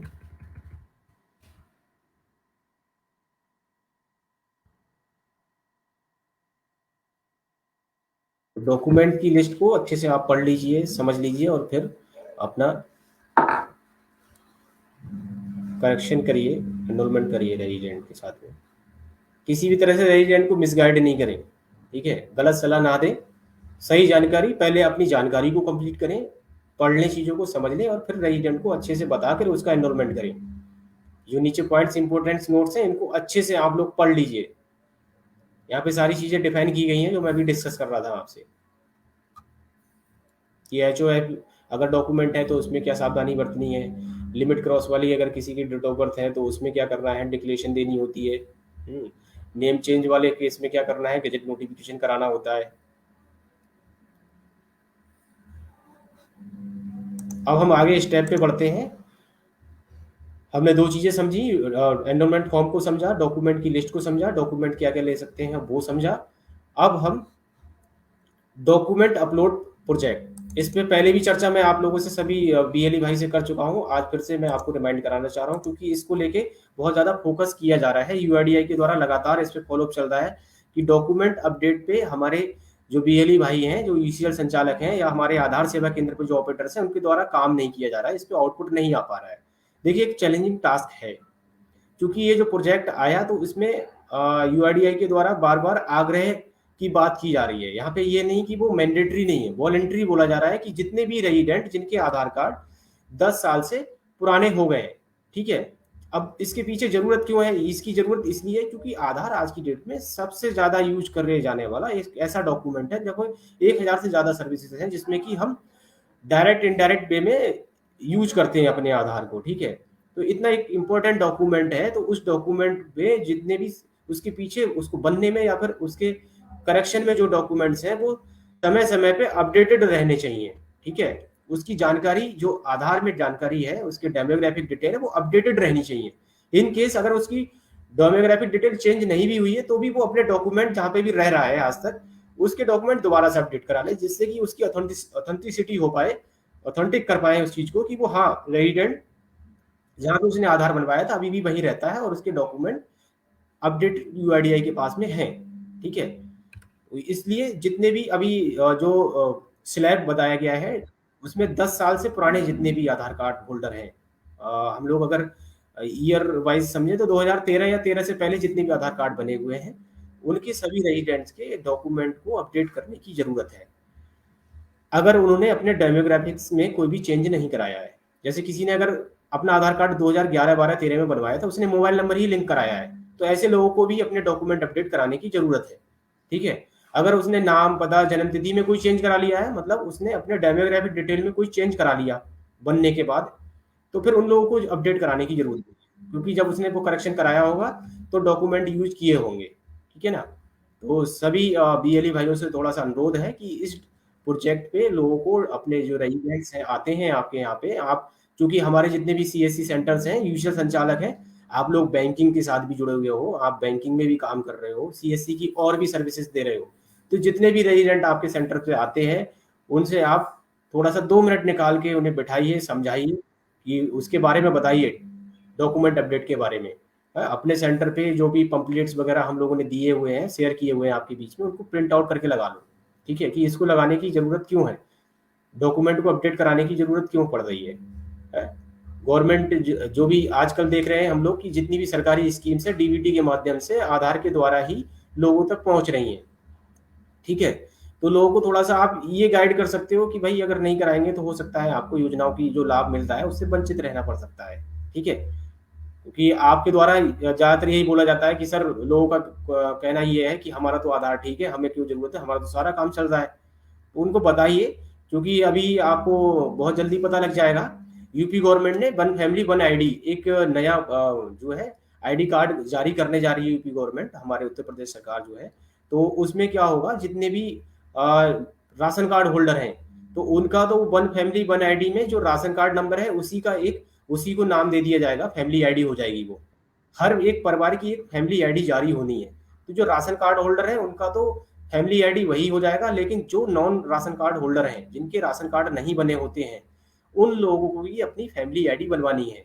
और फैमिली आईडी जो भी वो केवाईसी उसकी आधार बेस्ड होनी है। तो लोगों को अपने मोबाइल नंबर भी लिंक कराने होंगे। लोगों को अपने आधार में जो डिटेल है, जैसे जो हम मैं एक एग्जांपल दे रहा था आपको कि कई बार लोग क्या है, जो पोस्टिंग वाली जॉब है, मान लीजिए मैं दिल्ली का रहने वाला हूँ, मैं 10 साल से यूपी में जॉब कर रहा हूँ। तो 10 साल पहले मैंने दिल्ली में मेरा आधार बना हुआ है। अब मुझे कभी जरूरत ही नहीं पड़ी कि यूपी में, भले ही मैं जॉब कर रहा था जिस डिपार्टमेंट में, मुझे कभी एड्रेस करेक्शन कराने की जरूरत नहीं पड़ी। ठीक है, मेरा जो और भी काम है वो सारे मेरे और जो डॉक्यूमेंट्स है उसके बिहाफ पे चल जाता है। मेरा बैंक अकाउंट ओपन हो गया है यहाँ पे, तो उसमें एड्रेस मेरा यहाँ का है। मैंने अपना एक बिल्डिंग, जो भी मैं जहाँ रहता हूँ, मैंने हाउस, मेरा जो घर है वो खरीदा, तो उसकी रजिस्ट्री मेरे नाम पे, लेकिन मैंने अपना आधार नहीं अपडेट कराया। ठीक है, अब मैं ये चाह रहा हूँ कि मेरी फैमिली आईडी, क्योंकि मेरा अब यहाँ पे 10 साल हो गए रहते हुए, मेरा घर भी हो गया यहाँ का, बाकी और भी सारी चीजें मेरी यहाँ पे हैं, बैंक अकाउंट्स है मेरा, बिजली बिल भी यहीं पे आता है मेरे नाम से। आधार लेकिन मेरा दिल्ली का ही है। अब मैं चाहता हूँ कि मेरी फैमिली आईडी भी यूपी की हो जाए। ठीक है, तो उसको यहाँ पे फैमिली आईडी का लाभ नहीं मिल पाएगा। क्यों नहीं मिल पाएगा? क्योंकि उसका आधार तो दिल्ली का है, दूसरे स्टेट का है। ठीक है ना, जब तक उसका आधार यूपी का नहीं हो जाएगा तब तक वो फैमिली आईडी के लिए अप्लाई नहीं कर पाएगा। और जब तक उसके आधार में मोबाइल नंबर लिंक नहीं होगा तब तक वो फैमिली आईडी के लिए अप्लाई नहीं कर पाएगा। तो प्लीज थोड़ा सा गाइड करिए जो भी लोग हैं कि वो अपने आधार में, अगर उनका आधार जो बना हुआ है उनकी डेमोग्राफिक डिटेल अपडेटेड नहीं है, उनका आधार बहुत पहले बना था और भले ही उनका काम चल रहा है, वो जब भी यूज करना होता है तो कहीं पे भी अपनी फोटो कॉपी करके दे देते हैं। ठीक है, और उनका काम चल जाता है। लेकिन जब भी वो फैमिली आईडी के लिए अप्लाई करेंगे या फिर सरकारी स्कीम का किसी का भी लाभ लेने की कोशिश करेंगे, तो हो सकता है उनका उसका लाभ नहीं मिल पाए। ठीक है, तो हम जितने भी रेजिडेंट आपके यहाँ आते हैं, कोई भी और भी काम कराने आते हैं, जरूरी नहीं है कि वो आपके यहाँ पे आधार का ही काम कराने आते हैं। हाँ, लेकिन जो लोग केवल मोबाइल नंबर लिंक कराने आते हैं, उनको जरूर आप सजेस्ट करिए कि मोबाइल नंबर आपने लिंक कराया है, इससे पहले कभी अपने आधार में कुछ और चेंज कराया है, नाम पता डीओबी जेंडर कुछ भी अगर पहले इन्होंने चेंज नहीं कराया तो उनको बोलिए कि अपना पीओआई पीओए कुछ भी लेके आए हो। ठीक है, आईडी एड्रेस प्रूफ जो भी वो जितने भी डॉक्यूमेंट्स की लिस्ट है, पीओआई और पीओए में से कुछ भी लेके आए हैं वो, तो अपना अपडेट करवा लें। ठीक है, तो ऐसे आप रेजिडेंट को थोड़ा सा पोलाइटली बात करके उनको समझा के और अपने ट्रांजेक्शन्स जो डॉक्यूमेंट अपडेट है उस पर बढ़ाने की कोशिश करिए, क्योंकि इस पे बड़ी ही क्लोजली लगातार यूआईडी हेडक्वार्टर से फॉलो अप हो रहा है और हमारी एक्टिविटी और हमारे ट्रांजेक्शन्स को मॉनिटर किया जा रहा है। ठीक है ना, यहाँ पे मैं एक चीज और आपके यहाँ थोड़ा सा कंफ्यूजन दूर करना चाह रहा हूँ कि अभी कुछ एक बीएलईज का, कुछ एक हमारे यूसीएल ऑपरेटर्स का कॉल आता है हमारे पास में कि सर क्या यूसीएल बंद होने जा रहा है। तो मैं आपको क्लियर कट बताना चाह रहा हूँ कि ऐसा कुछ भी नहीं है। यूसीएल पे जैसे आप काम कर रहे हो ऐसे ही काम करते रहोगे। ठीक है, कोई भी किसी भी तरह की मिस गाइडेंस किसी के द्वारा कोई भी आपको बताता है, भ्रामक चीजों से बिल्कुल दूर रहना है आपको। हम यूसीएल जैसे चला रहे हैं ऐसे ही चलेगा हमारा यूसीएल। बस थोड़ा सा फोकस होके ईमानदारी से काम करना, ओवरचार्ज नहीं करना है, डॉक्यूमेंट जो बताए गए हैं उनका ही यूज करना है। रेजिडेंट्स जो आते हैं उनके साथ में अच्छे से व्यवहार करिए, अपने सेंटर पे अच्छे से ब्रांडिंग करके रखिए, जो गाइडलाइन यूआईडीए के द्वारा बताई गई हैं उन गाइडलाइन को पूरा फॉलो करते हुए काम करिए। ठीक है, आप डिसिप्लिन में और गाइडलाइन के अनुसार काम करेंगे, काम करते रहेंगे, हमारा यूसीएल जैसे चल रहा है वैसे ही चलेगा। कोई ऐसी प्रॉब्लम नहीं आनी है कि अगले 1-2 महीने 3 महीने बाद कुछ होने जा रहा है। ठीक है, तो डॉक्यूमेंट अपडेट ये हमारा की एरिया है जिससे कि हम अपने डॉक्यूमेंट अपडेट करके अपने ट्रांजेक्शन्स बढ़ा सकते हैं। क्योंकि अगर हम नॉर्मली डॉक्यूमेंट अपडेट की बात, डेमोग्राफिक अपडेट की बात करें तो बहुत ज़्यादा अब करेक्शंस नहीं आते हैं। वही जैसे मैं भी हूँ, मैंने अपना अगर एक बार अपना डॉक्यूमेंट, अपना डेमोग्राफिक अपडेट करा लिया डॉक्यूमेंट देके, 2-3 साल पहले कभी कराया है कुछ भी, तो मैं बार बार नहीं कराऊंगा। तो अभी जो स्कोप है हमारे पास अपने जो ट्रांजेक्शन्स को बढ़ाने का, और यूआईडीआई के द्वारा जो हमको एक जिम्मेदारी दी गई है कि सिटीजन्स को हमें सर्विस पहुंचाने में, मतलब उनको जो भी आधार से संबंधित समस्याएं होती हैं उनका सॉल्यूशन देने में हमको जो एक टास्क दिया गया है, जिम्मेदारी दी गई है, उसको हमें निभाना है। लोगों को थोड़ा अवेयर कीजिए, पहले अपनी नॉलेज जानकारी को कनेक्ट कीजिए, अपनी नॉलेज को अपग्रेड करिए और उसको आगे लेके आप डॉक्यूमेंट अपडेट प्रोजेक्ट पे काम करिए। डॉक्यूमेंट अपडेट में आप कैसे कर सकते हैं इसके प्रोसेस को हम बहुत बार बता चुके हैं, इसमें कुछ ज़्यादा समझाने वाली बात नहीं है। आप यूसीएल क्लाइंट ऑनलाइन क्लाइंट है, हमारा ऑनलाइन चलता है, उस पर ऑनलाइन काम करते हो। इसमें बस थोड़ी सी चीज़ें जो देखने वाली हैं, वो ये चीज़ जरूर चेक कर लेना आप कि जो भी डॉक्यूमेंट वो लेके आ रहा है, ठीक है, पीओआई या पीओई जो भी वो लेके आया है रेजिडेंट, उसकी डिटेल जो आधार है उससे मैच होनी चाहिए। अगर किसी भी तरह का कोई मिसमैच है तो आप ऐसे डॉक्यूमेंट को नहीं यूज करेंगे, नहीं तो फिर वो डॉक्यूमेंट एरर में जाएगा और रिजेक्शन काउंट होगा हमारी आईडी पे, ठीक है। तो पीओआई पीओए नाम, पता, जन्म तिथि, जो भी चीज़ वो लेके आया आप उससे मैच कर लीजिए, जो आधार उसका बना हुआ था पहले से। अगर किसी भी तरह से आपको लग रहा है कि उसमें मिसमैच है, तो आप रेजिडेंट को सजेस्ट कर सकते हो कि महोदय आप जो डॉक्यूमेंट लेके आए हो, आपका जो आईडी एड्रेस प्रूफ है, लेकिन जैसे मान लीजिए उसके आधार में नाम है प्रीति कुमारी एग्जाम्पल के लिए, और वो डॉक्यूमेंट लेके आया उसमें केवल प्रीति लिखा हुआ है, ठीक है, तो इस तरह के डॉक्यूमेंट हम यूज नहीं करेंगे, ठीक है ना। यहाँ पे उसका सरनेम नहीं है, उसका जो लास्ट नेम है वो उसमें ऐड नहीं है, ठीक है। तो हम उसको सजेस्ट करेंगे कि आप या तो अपने डेमोग्राफिक डिटेल अपडेट करा लो। अगर वो डेमोग्राफिक डिटेल अपडेट करा लेगा अपने, तो उसके डॉक्यूमेंट ऑटोमेटिक अपडेट हो जाएंगे, ठीक है ना। यहाँ पे जरूरत किसको कराने की जरूरत है, बार बार वही बात हो रही है कि जिन्होंने कभी भी डेमोग्राफिक्स में कोई भी चेंज नहीं कराया अपना, कभी भी 10 साल से पहले आधार बना था उनका और वो चेंज नहीं कराए डेमोग्राफिक डिटेल, तो ऐसे लोगों को दोबारा से अपने डॉक्यूमेंट सबमिट करने की जरूरत है, अपलोड कराने की जरूरत है अपने आधार में, ठीक है। चार्जेस आपको इसके पता ही है, 50 रुपये चार्ज है। डेमोग्राफिक डिटेल के लिए भी हम लोग 50 रुपये ही चार्ज करते हैं, सेम इसके लिए भी 50 रुपये चार्जेस निर्धारित किए गए हैं यूआईडीआई के द्वारा, ठीक है। बाकी प्रोसेस फ्लो, ये जो क्लाइंट पे हम लोग काम करते हैं, ये सबको पता है कि ऑनलाइन डॉक्यूमेंट अपडेट जहाँ पे आपका क्लाइंट है कहाँ पे आया है, ये एक नया फीचर। आप नॉर्मली डेमोग्राफिक अपडेट करते हो तो जो अपडेट ऑनलाइन अपडेट वाला ऑप्शन है उस पर क्लिक करते हो आप लोग, लेकिन यहाँ के लिए आपको ऑनलाइन डॉक्यूमेंट अपडेट पे क्लिक करना है। डॉक्यूमेंट अपडेट पे क्लिक करोगे, आधार नंबर डालोगे, उसकी डिटेल फैच करोगे, वेरीफाई करोगे अपने आधार से उसके आधार को, और फिर उसके बाद में आप जो डिटेल है उसकी डेमोग्राफिक डिटेल वो स्क्रीन पे शो होने लगेगी। इस डेमोग्राफिक डिटेल को पीओआई पीओए जो वो लेके आया उससे मैच कर लीजिए आप। मैच कर रहे हैं तभी, अगर मैच हो रही हैं चीज़ें तभी आप आगे बढ़िए और उसको सबमिट कर दीजिए स्टेप बाय स्टेप, जैसे आप नॉर्मली एनरोलमेंट करते हो। यहाँ पे एनरोलमेंट फॉर्म जो अपडेट रिक्वेस्ट है उस पर क्लिक करके आपको सबमिट करना है। एनरोलमेंट फॉर्म, एनरोलमेंट स्लिप, दोनों चीज़ें आप कर दीजिए, ठीक है। इस तरह से ये कंप्लीट डॉक्यूमेंट जो एनरोलमेंट है जैसे होते हैं हमारे नॉर्मली उस तरह से हो जाता है, ठीक है। तो ये डॉक्यूमेंट अपडेट पे मैंने थोड़ा सा आपको बताने की कोशिश की कि इस पे हमारे द्वारा जो हमारी परफॉर्मेंस है बहुत ज़्यादा ख़राब है, और यूआईडीआई के द्वारा बहुत ही नाराज़गी जताई जा रही है कि हम लोग इस पे सपोर्ट नहीं कर रहे हैं। तो सभी से अनुरोध है कि डॉक्यूमेंट अपडेट प्रोजेक्ट पे काम करें आप लोग।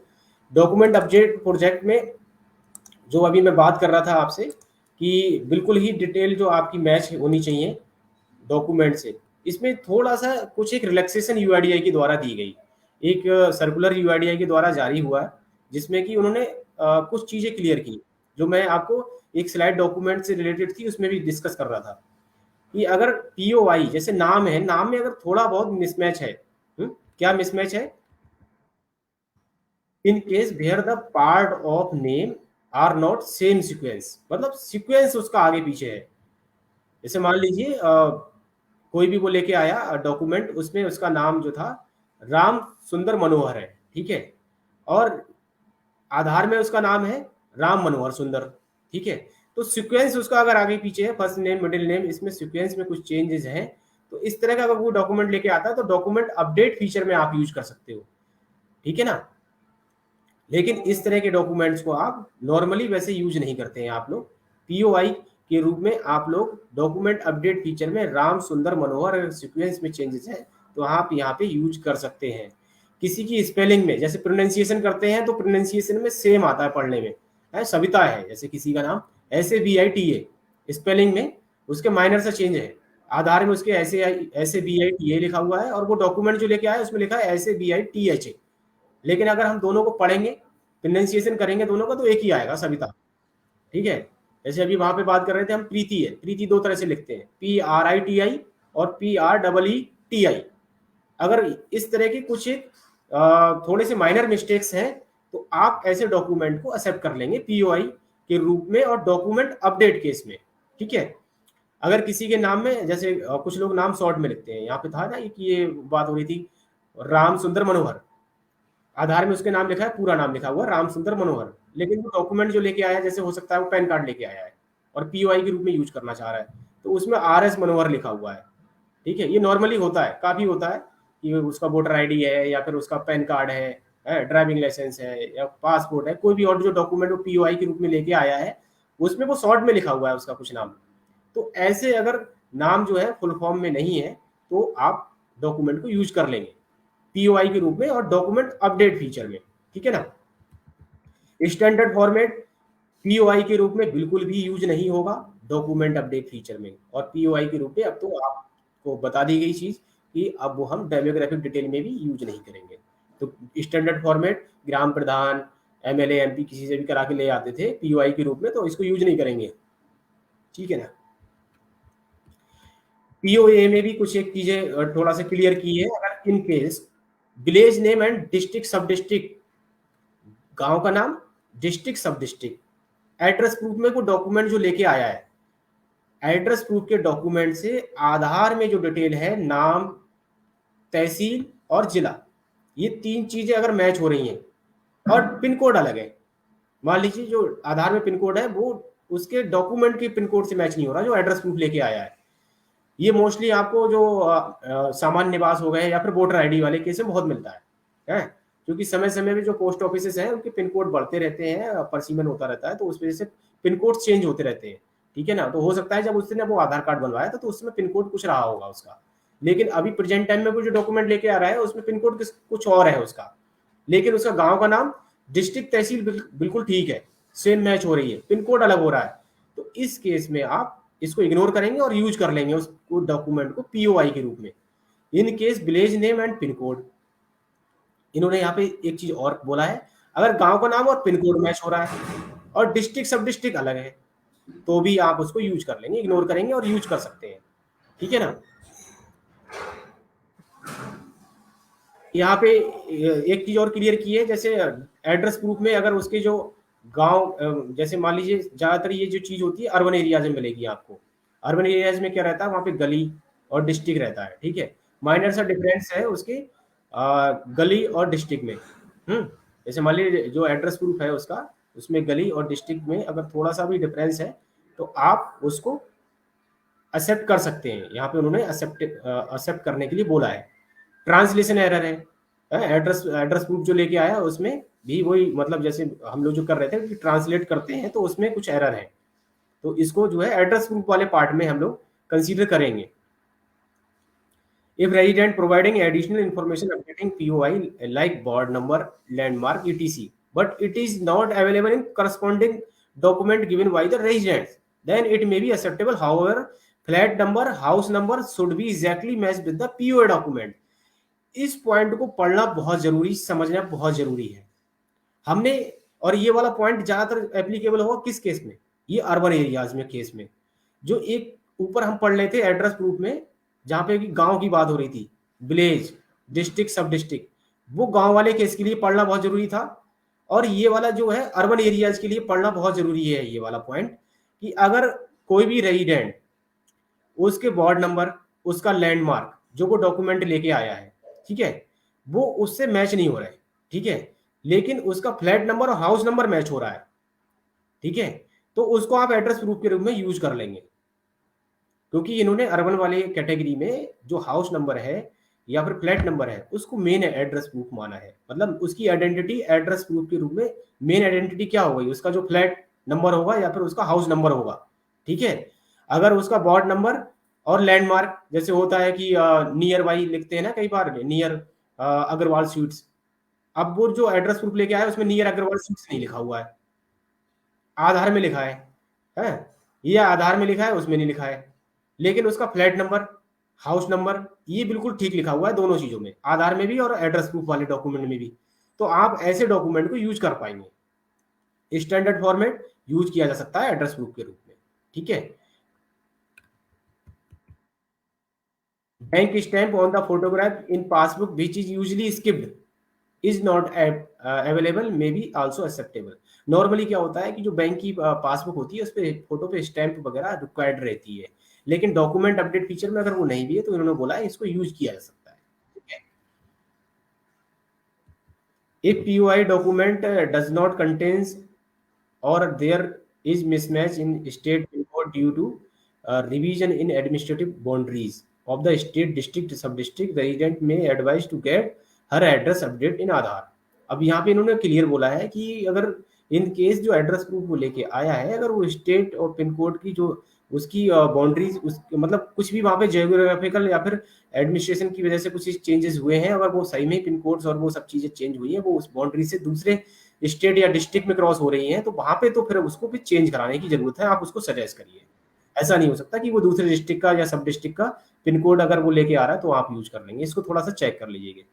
जो पिन कोड मिसमैच वाली बात थी, उन्होंने केवल उस चीज के लिए बोला होगा कि जैसे होता है ना कि जो मेन पोस्ट ऑफिस है उसके जो बीओ होते हैं, ब्रांच ऑफिस होते हैं, तो मेन पोस्ट ऑफिस के जो पिन कोड है उसके अंदर जितने बीओ आते हैं वो आ रहे होंगे, तो उसको कंसिडरेबल बोला है इन्होंने। ऐसा नहीं कि दूसरे डिस्ट्रिक्ट का ही पिन कोड है तो वो वहां पे वो करेंगे। ठीक है ना? तो इस चीज को हम लोग थोड़ा सा ध्यान से देख के ही करेंगे। ये डॉक्यूमेंट अपडेट में जो कुछ एक चैलेंजेस आ रहे थे आप लोगों का, ज्यादातर जो हमारे आधार ऑपरेटर्स हैं, हम लोगों ने फिजिकल ट्रेनिंग करते हैं, बीसीबी करते हैं, तो उसमें पॉइंट्स आता था कि सर जो पुराने लोगों के आधार बने हुए हैं ना, वो आज की डेट में जो आधार डॉक्यूमेंट लेके आ रहे हैं अपडेट कराने के लिए ना, उनमें काफी चेंज है। नाम गलत होते हैं, उनके एड्रेस गलत होते हैं। तो नाम और एड्रेस जो चीजें यहाँ पे क्लियर की गई हैं, अगर इतने लेवल तक गलत है तो आप कंसीडर कर सकते हैं और उसके डॉक्यूमेंट अपडेट कर सकते हैं। इससे ज्यादा अगर कुछ गलत है, ज्यादा करेक्शन रिक्वायर्ड है, तो फिर उसको डेमोग्राफिक डिटेल अपडेट कराने की जरूरत पड़ेगी। ठीक है? तो आज हमने जो है डॉक्यूमेंट की जो नई लिस्ट जारी की उसके बारे में समझा, एनरोलमेंट फॉर्म जो अपडेटेड जारी किए गए उसके बारे में समझा, डॉक्यूमेंट अपडेट जो प्रोजेक्ट है उस पर हमने फिर से दोबारा से रिवाइज किया कि इस पे काम करने की जरूरत क्यों है। ठीक है? और उसमें कुछ एक अमेंडमेंट किए गए कि किस लेवल तक जो डॉक्यूमेंट्स में अगर कुछ कमियां हैं तो उसको हम एक्सेप्ट कर सकते हैं, उसके बारे में समझा। और लास्ट स्लाइड में आपके साथ में 5 मिनट और डिस्कस करूंगा पेनल्टीज और एरर, क्योंकि सबसे मेन पार्ट यही है। पिछले कुछ एक समय से हमारे साथ में एक चैलेंज फेस कर रहे हैं हम लोग कि आए दिन कोई ना कोई ऑपरेटर हमारे सस्पेंड हो जाते हैं डॉक्यूमेंट एरर के बिहाफ पे, और सस्पेंड तो होते ही हैं, साथ में कुछ ना कुछ पेनल्टी भी जो है एज पर यूआईडीआई गाइडलाइन वो इम्पोज होती है। तो उसको थोड़ा सा 5 मिनट और समझ लेते हैं, फिर आप जितने भी बीएलई भाई इस सेशन को देख रहे हैं, जुड़े हुए हैं मेरे साथ में, उनका बहुत बहुत धन्यवाद है कि आप लोग पेशेंसली इसको लाइव सेशन को देख रहे हैं। ठीक है? क्योंकि ये जरूरी थी, कुछ अपडेट्स तो मैं आपके बीच में लेके आया है, जाने अनजाने में या फिर जानकारी के अभाव में मेजर गलतियां ना हो हम लोगों से, तो समय समय पे हम इस तरह के लाइव सेशंस या फिर ट्रेनिंग सेशंस करते रहते हैं। ट्रेनिंग एक ऑन गोइंग पार्ट्स है। जब भी कोई काम कर रहे हैं तो जो अपडेट्स आते हैं तो उन अपडेट्स को अपने कार्यशैली में लाने के लिए, प्रोसेस में इम्प्लीमेंट करने के लिए ट्रेनिंग्स का करते रहना बहुत जरूरी है। और ट्रेनिंग करना और ट्रेनिंग में पार्टिसिपेट करना दोनों ही जरूरी है। ऐसा नहीं कि ट्रेनिंग देने वाले तो ट्रेनिंग देते जा रहे हैं, उनको तो देना है, बताना है, समझाना है, लेकिन जो ट्रेनिंग जिनको लेना है, जो ट्रेनिंग है, अगर वो ट्रेनिंग में पार्टिसिपेट नहीं करेंगे तो उनकी जानकारी कंप्लीट नहीं हो पाएगी, और वो पुरानी जानकारी को लेके चलेंगे तो फिर उसमें जो है आपके एरर काउंट होंगे और फिर आपके खिलाफ जो भी एक्शन है वो लिया जा सकता है। कुछ एक एरर जो बड़े एरर हैं फोटो के रूप में हो जाते हैं। कई बार जो है फोटो किसी का लगा दिया, फोटो का फोटो खींच लेते हैं। हालांकि यूसीएल पे तो ये चीज हम लोग फोटो से संबंधित कुछ काम करते नहीं है, लेकिन जो नॉर्मली हमारे एएसके ऑपरेटर्स हैं या फिर जो नया एनरोलमेंट करते हैं ऑपरेटर्स, उनके साथ में ये चीजें आती हैं कि कई बार निकलता है, जो क्यूसीटी में हमको शेयर करती है, देखिए ये फोटो का फोटो खींच लिया। भाई जो है लाइव फोटो खींचना होता है, जो रेजिडेंट आ रहा है उसका ही फोटो खींचते हैं। ठीक है?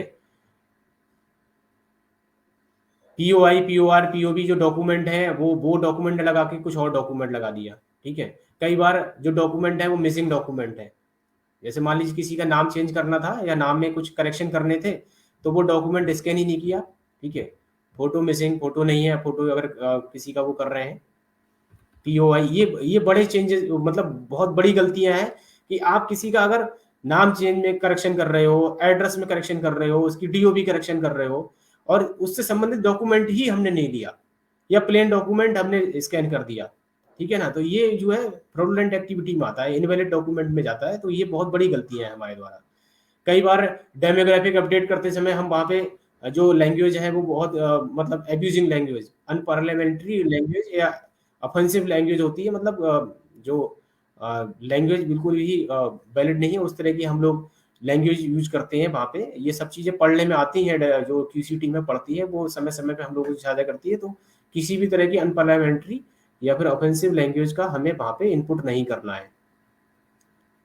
पीओआई, पीओआर, पीओए में ट्रांसलेशन एरर होते हैं कई बार, जो है ज़्यादातर जो है वो केसेस में पाए जाते हैं, जैसे दूसरे स्टेट्स के लोग हैं। हालांकि इस तरह की जो चेंजेस हैं हम लोग अपने यूसीएल के माध्यम से नहीं कर पाते हैं, जो हमारे एएस के ऑपरेटर्स हैं या फिर जो नए एनरोलमेंट करते हैं ईसीएमपी क्लाइंट के थ्रू, जो अगर किसी का उस तरह के करेक्शन है जहाँ पे कि लैंग्वेज में चेंजेस होते हैं तो वो उसके माध्यम से होते हैं, यूसीएल के माध्यम से वो वाले इस तरह के हम करेक्शन नहीं कर पाते हैं।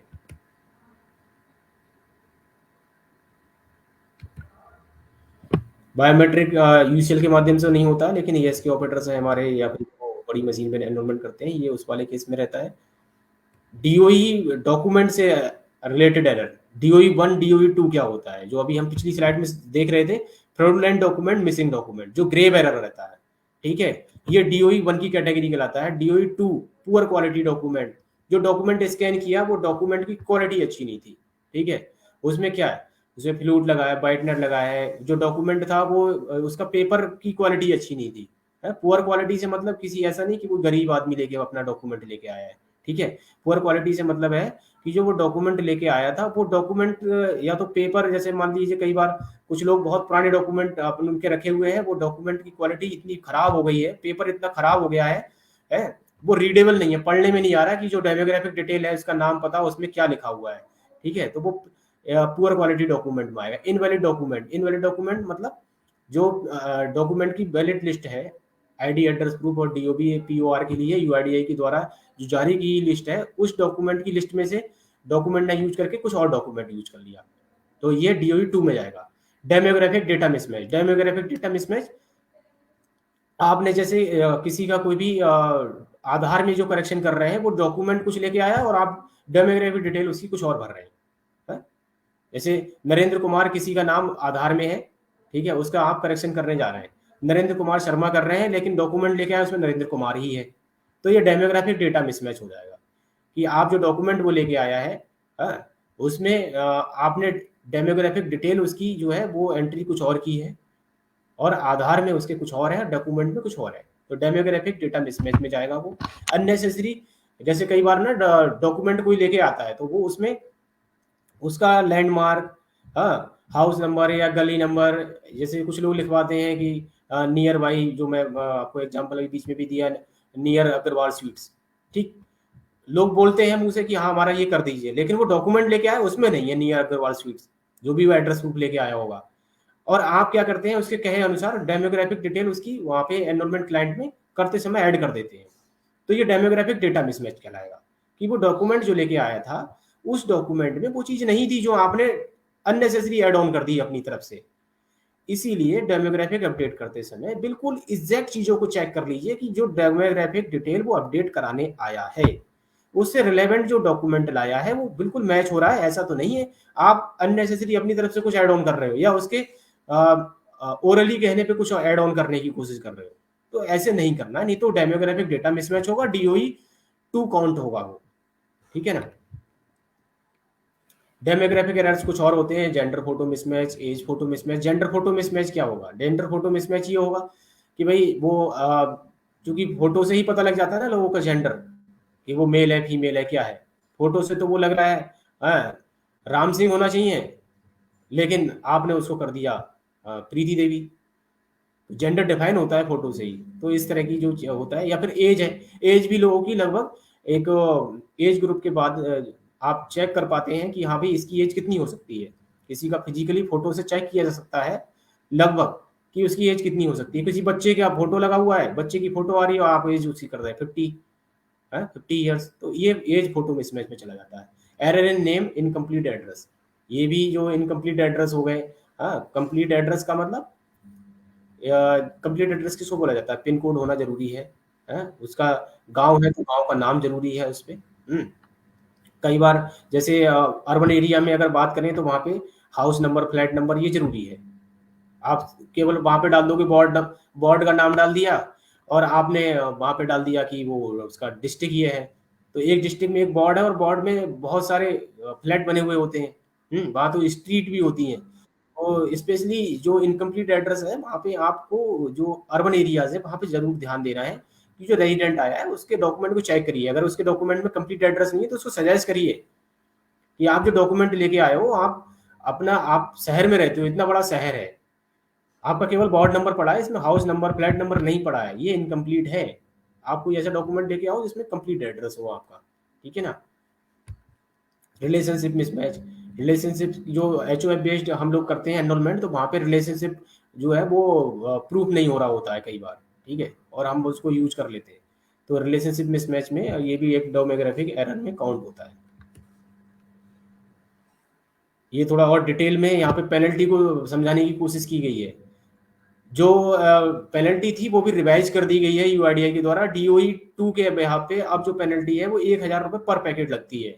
डीओई 2 में 1,000 पर पैकेट है, और डीओई जो 1 है या फिर और जो एरर, या फिर जैसे मान लीजिए हम ओवर चार्ज करते हैं या फिर हम सॉफ्टवेयर के साथ में टेम्परिंग करते हैं, तो वो चीज़ें यहाँ पे इस स्लाइड में दिखाई गई हैं कि आप लोग अगर इस तरह की कोई गलती करोगे तो कितनी तक पेनल्टी लग सकती है। डीओई 1 वाले केस में अब 10,000 रुपये पर पैकेट पेनल्टी हो गई है। फ्रॉडुलेंट डॉक्यूमेंट या मिसिंग डॉक्यूमेंट, जो हम लोग अभी पिछली लास्ट वाली स्लाइड में समझा था।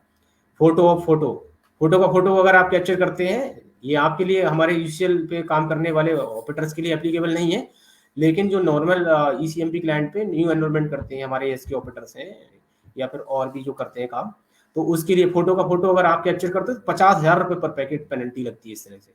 अनपार्लियामेंट्री या फिर ऑफेंसिव लैंग्वेज का यूज करते हैं डेमोग्राफिक एंट्री करते समय, तो 1,000 रुपये पर packet.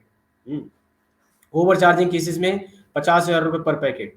Unauthorised enrolment centre, unauthorised enrolment centre, जैसे कई बार आप लोग देखते हो ना कि कि वो सेंटर ऐसा सेंटर है जिसपे कि उसको ऑथराइजेशन नहीं मिला है काम करने का, वो ऑथराइज नहीं था फिर भी काम कर रहा है और उसको पकड़ा गया, गलत तरीके से काम कर रहा है, बाईपास तरीके से काम कर रहा है।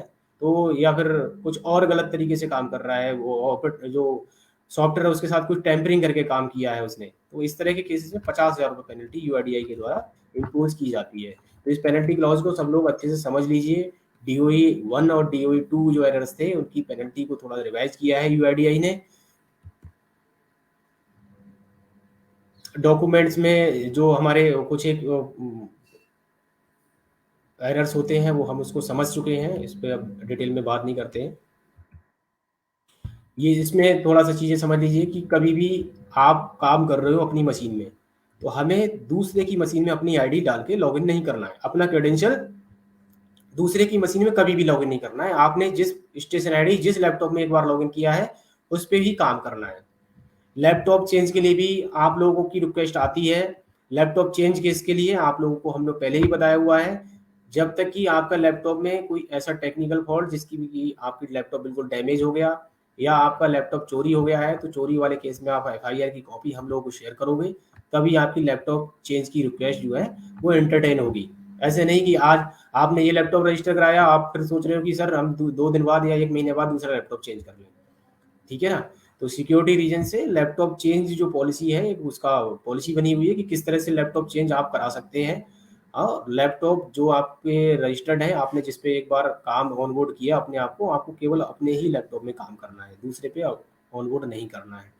किसी भी तरह से आधार से संबंधित आधार, किसी भी रेजिडेंट का आधार हो गया, उसकी हार्ड कॉपी या सॉफ्ट कॉपी। सॉफ्ट कॉपी क्या होता है, जैसे स्कैन किए हुए आधार आप अपने लैपटॉप में रखते हैं तो वो रखना, या हार्ड कॉपी कोई किसी का आधार रह गया या फिर आप कई बार फोटो कॉपी रख लेते हो, तो इस तरह का कोई भी आधार डॉक्यूमेंट आप अपने सेंटर पे नहीं रखेंगे, आपके सेंटर पे ये डॉक्यूमेंट नहीं मिलना चाहिए। ठीक है। डॉक्यूमेंट आप जब डेमोग्राफिक डिटेल एंट्री करते हो तो सन ऑफ और डॉटर ऑफ, इसको अब यूआईडीआई ने मतलब बंद कर दिया है। सन ऑफ डॉटर ऑफ हम लोग यूज नहीं करते हैं, केवल क्योर ऑफ यूज किया जाता है। ठीक है, तो क्योर ऑफ ही यूज करें आप लोग। Unnecessary change in gender and DOB, क्योंकि जेंडर और डीओबी की लिमिटेशंस हैं चेंज करने की, और जेंडर में तो कोई डॉक्यूमेंट भी यूज नहीं होता है, तो किसी का भी जेंडर या डीओबी अननेसेसरी चेंज ना करें। जैसे कोई नाम चेंज कराने आया और आपने उसका जो है हंसी मजाक में जेंडर चेंज कर दिया, प्लीज़ ऐसा नहीं करना है, उसके लिए प्रॉब्लम होगी। क्योंकि जेंडर चेंज करने का एक ही उसके लिए ऑप्शन है, एक बार वो उसने आपने कर दिया और उसके बाद में फिर उसको फिर आरओ जाना पड़ेगा और उसका समय भी खराब होगा और परेशानी का भी सामना करना पड़ेगा उसको, ठीक है? Ours is attached in case of HOF enrollment will be not valid। यहाँ पे बात हो रही है, कई बार क्या करते हैं जो हमारे ऑपरेटर्स हैं वो HOF बेस्ड एनरोलमेंट करते हैं और उसमें आधार कार्ड अटैच कर देते हैं, ठीक है ना? तो HOF बेस्ड जो एनरोलमेंट होंगे उसमें आधार कार्ड नहीं अटैच करना है, आधार कार्ड से रिलेशनशिप नहीं प्रूफ होता है, ठीक है ना? तो HOF बेस्ड एनरोलमेंट करते समय आप लोग आधार कार्ड अटैच ना करें, ठीक है? 5वां 8वां क्लास की जो मार्कशीट है वो वैलिड और डीओबी चेंज तभी है जबकि वो किसी बोर्ड से इशू की हुई होती है, ठीक है ना? इसीलिए जो 10th-12th की मार्कशीट है उसको यूज करने के लिए आप लोगों को सजेस्ट किया जाता है, क्योंकि नॉर्मली जो बोर्ड्स हैं वो 5वां 8वें जो होते हैं उनको बोर्ड्स में कंसीडर, यहाँ अपने यूपी में जो बेसिक्स के स्कूल होते हैं और वो सब होते हैं उसको कंसीडर नहीं करते। अगर बोर्ड से इशू की हुई मार्कशीट है तो आप उसको यूज कर सकते हैं डीओबी वाले केस में। No document required in case of gender, gender में कोई डॉक्यूमेंट की जरूरत नहीं होती है, मोबाइल नंबर के लिए भी कोई डॉक्यूमेंट जरूरत नहीं होती है, मेल आईडी के लिए भी जरूरत नहीं होती है, ठीक है? तो जेंडर, मोबाइल और मेल आईडी इन 3 केस में किसी भी तरह का कोई डॉक्यूमेंट लेने की जरूरत नहीं होती है। एनरोलमेंट फॉर्म रेजिडेंट के द्वारा भरा जाता है, वो डिटेल उसमें भरेगा और आप सिंपल उसका अपडेट कर देते हैं, ठीक है? वोटर आईडी अगर पीओआई और पीओए दोनों के रूप में यूज हो रहा है तो दोनों तरफ से स्कैन किया जाता है, ठीक है? कई बार एड्रेस प्रूफ में वोटर आईडी यूज करते हैं और बस फ्रंट वाला पेज स्कैन करते हैं ऑपरेटर्स, तो ऐसा नहीं करना है हम लोगों को। एड्रेस प्रूफ में अगर यूज हो रहा है तो आप फ्रंट बैक दोनों स्कैन करके उसका दोनों पार्ट अपलोड करेंगे। ये कुछ एक एग्जाम्पल है जो दिखाए गए हैं कि किस किस तरह की मिस्टेक्स हो जाती हैं हम लोगों को वाइटनर ओवर राइटिंग, ठीक है? यहाँ पे देखिए वाइटनर यूज किया गया है इसमें, यहाँ डेट में वाइटनर लगा के करेक्शन किया गया है एनरोलमेंट फॉर्म पे, ठीक है? तो इस तरह से यहाँ पे भी वाइटनर यूज किया गया है। ये देखिए इस तरह कोई डॉक्यूमेंट इस तरह से स्कैन किया गया है कि क्यूसी टीम क्या पढ़ेगी इसको, क्योंकि जो डॉक्यूमेंट आप अपलोड करते हो सेम इस डॉक्यूमेंट को क्यूसी टीम रीड करती है डाउनलोड करके। ये डॉक्यूमेंट्स हैं। आधार स्कैन किया गया है, आधार तो स्कैन करना ही नहीं है किसी केस में। Certificate of identity issued by standard format by village panchayat, village panchayat के द्वारा ये इशू किया गया है। यहाँ पे देखिए